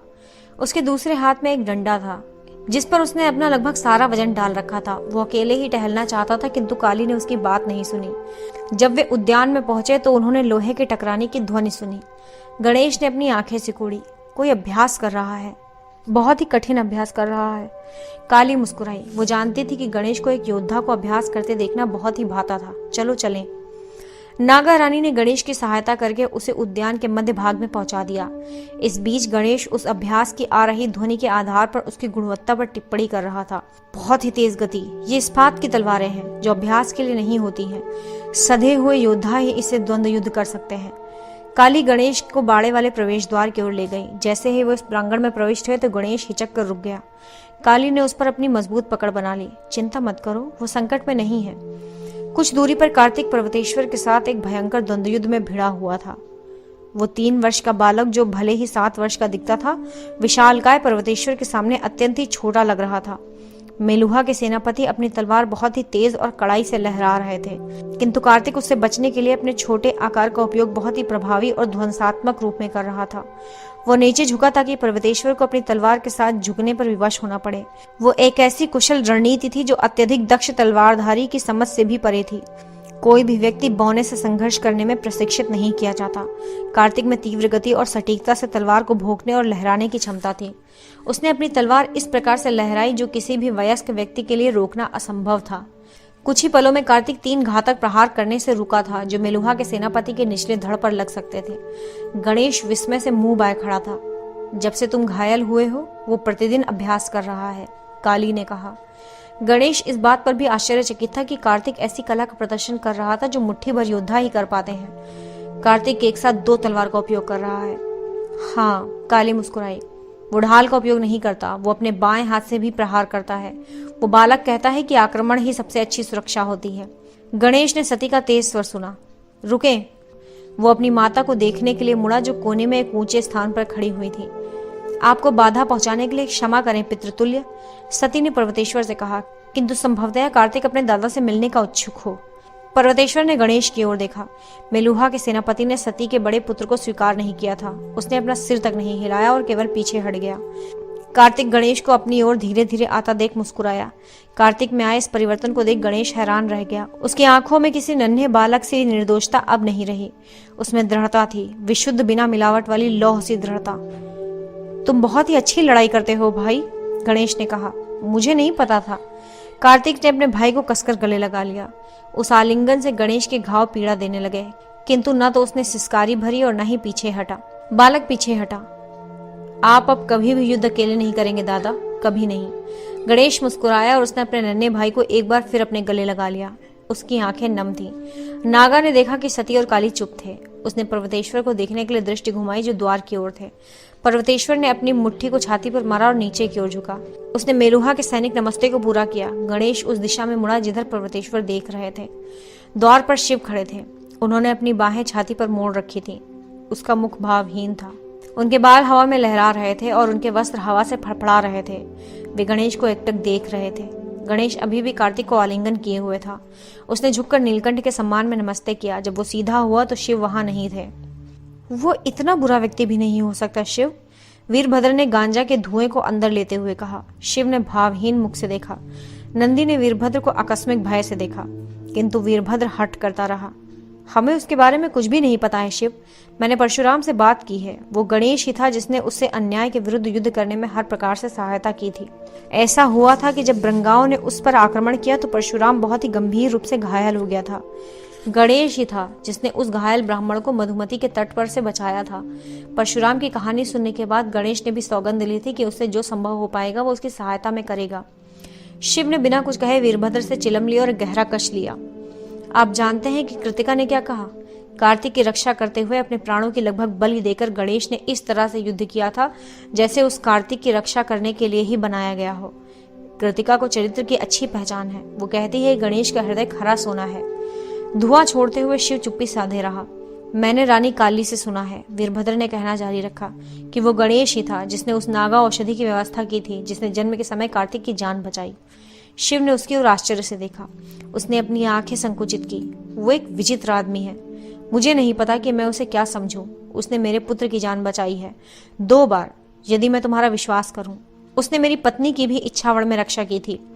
इन सबके लिए मुझे उससे लगाव होना चाहिए, किंतु जब मैं उसे देखता हूं तो मेरे कानों में बृहस्पति की गुहार गूंजती है और उसके बाद मैं बस उसका सिर काट देना चाहता हूं। वीरभद्र ने शिव को अप्रसन्नता से देखा। नीलकंठ ने अपना सिर हिलाया। किंतु मैं एक ऐसे व्यक्ति को जानता हूं जिनसे मैं निश्चित रूप से उत्तर पाना चाहता हूं। वीरभद्र ने अपने मित्र की ओर देखा। वो उनकी सोच को पढ़ सकता था। महाराज से? हाँ, शिव ने कहा। उनकी सहमति के बिना काली और गणेश को त्यागा नहीं गया होगा। नंदी ने अपने महाराज का पक्ष लिया। किंतु प्रभु, सम्राट दक्ष के पास कोई विकल्प नहीं था। वो एक कानून है। एक नागा शिशु मेलुहा में नहीं रह सकता। तो फिर क्या ऐसा नहीं है कि नागा की माँ को भी समाज छोड़ना पड़ता है? और क्या किसी माँ को उसके बच्चे के बारे में सच नहीं बताना चाहिए? शिव ने पूछा। विधियों का विशिष्ट रूप से चयन नहीं किया जा सकता। नंदी मूक बना रहा। सम्राट का सती के प्रति जो प्रेम है उस पर मुझे कोई संदेह नहीं, शिव ने कहा। किंतु क्या उन्हें इस बात का आभास हुआ कि पुत्र को दूर रखकर उन्होंने सती को कितना कष्ट पहुंचाया? वीरभद्र ने सहमति में सिर हिलाया। उन्होंने ये तथ्य उससे पूरे जीवन छुपा कर रखा। उन्होंने उसकी जुड़वा बहन के सच को भी छुपा कर रखा। मैं सदैव ही सोचता था कि उन्होंने जिस तरह कार्तिक के जन्म के समय उसके शरीर का परीक्षण किया था वो बहुत विचित्र था। अब उसका अर्थ मुझे समझ में आ रहा है। जिस प्रकार से उन्होंने वो कार्य किया था उससे स्पष्ट पता चलता था कि उन्होंने एक अन्य नागा के जन्म की आशा की थी। वीरभद्र ने कहा। मुझे एक और घृणास्पद अनुभूति हो रही है कि कहानी यहीं समाप्त नहीं होती। आपके कहने का क्या अर्थ है? मेरा संदेह है कि चंद्रध्वज की मृत्यु प्राकृतिक नहीं थी। उनका पहला पति? हाँ, ये मान लेना बहुत ही सरल है कि वे उस दिन डूब मरे जिस दिन गणेश का जन्म हुआ। प्रभु, नंदी ने हैरानी से कहा, किंतु ये सच नहीं हो सकता। ये तो एक अपराध है। कोई भी सूर्यवंशी शासक इतना नीचे नहीं गिर सकता। मुझे पक्के तौर पर तो नहीं पता नंदी, शिव ने कहा। मुझे ऐसी अनुभूति हो रही है। बस याद रखो कि कोई भी अच्छा या बुरा नहीं है। वे या तो शक्तिशाली होते हैं या फिर दुर्बल।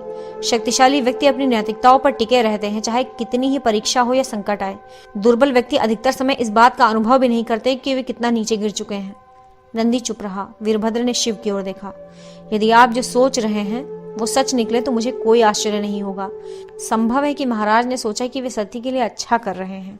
पुस्तक के अध्याय पठन की यात्रा में साथ देने के लिए आप सभी का धन्यवाद। यदि आपको ये वीडियो पसंद आई तो इसे लाइक कीजिए, अपने मित्रों के साथ शेयर कीजिए और चैनल को सब्सक्राइब कीजिए। अलविदा।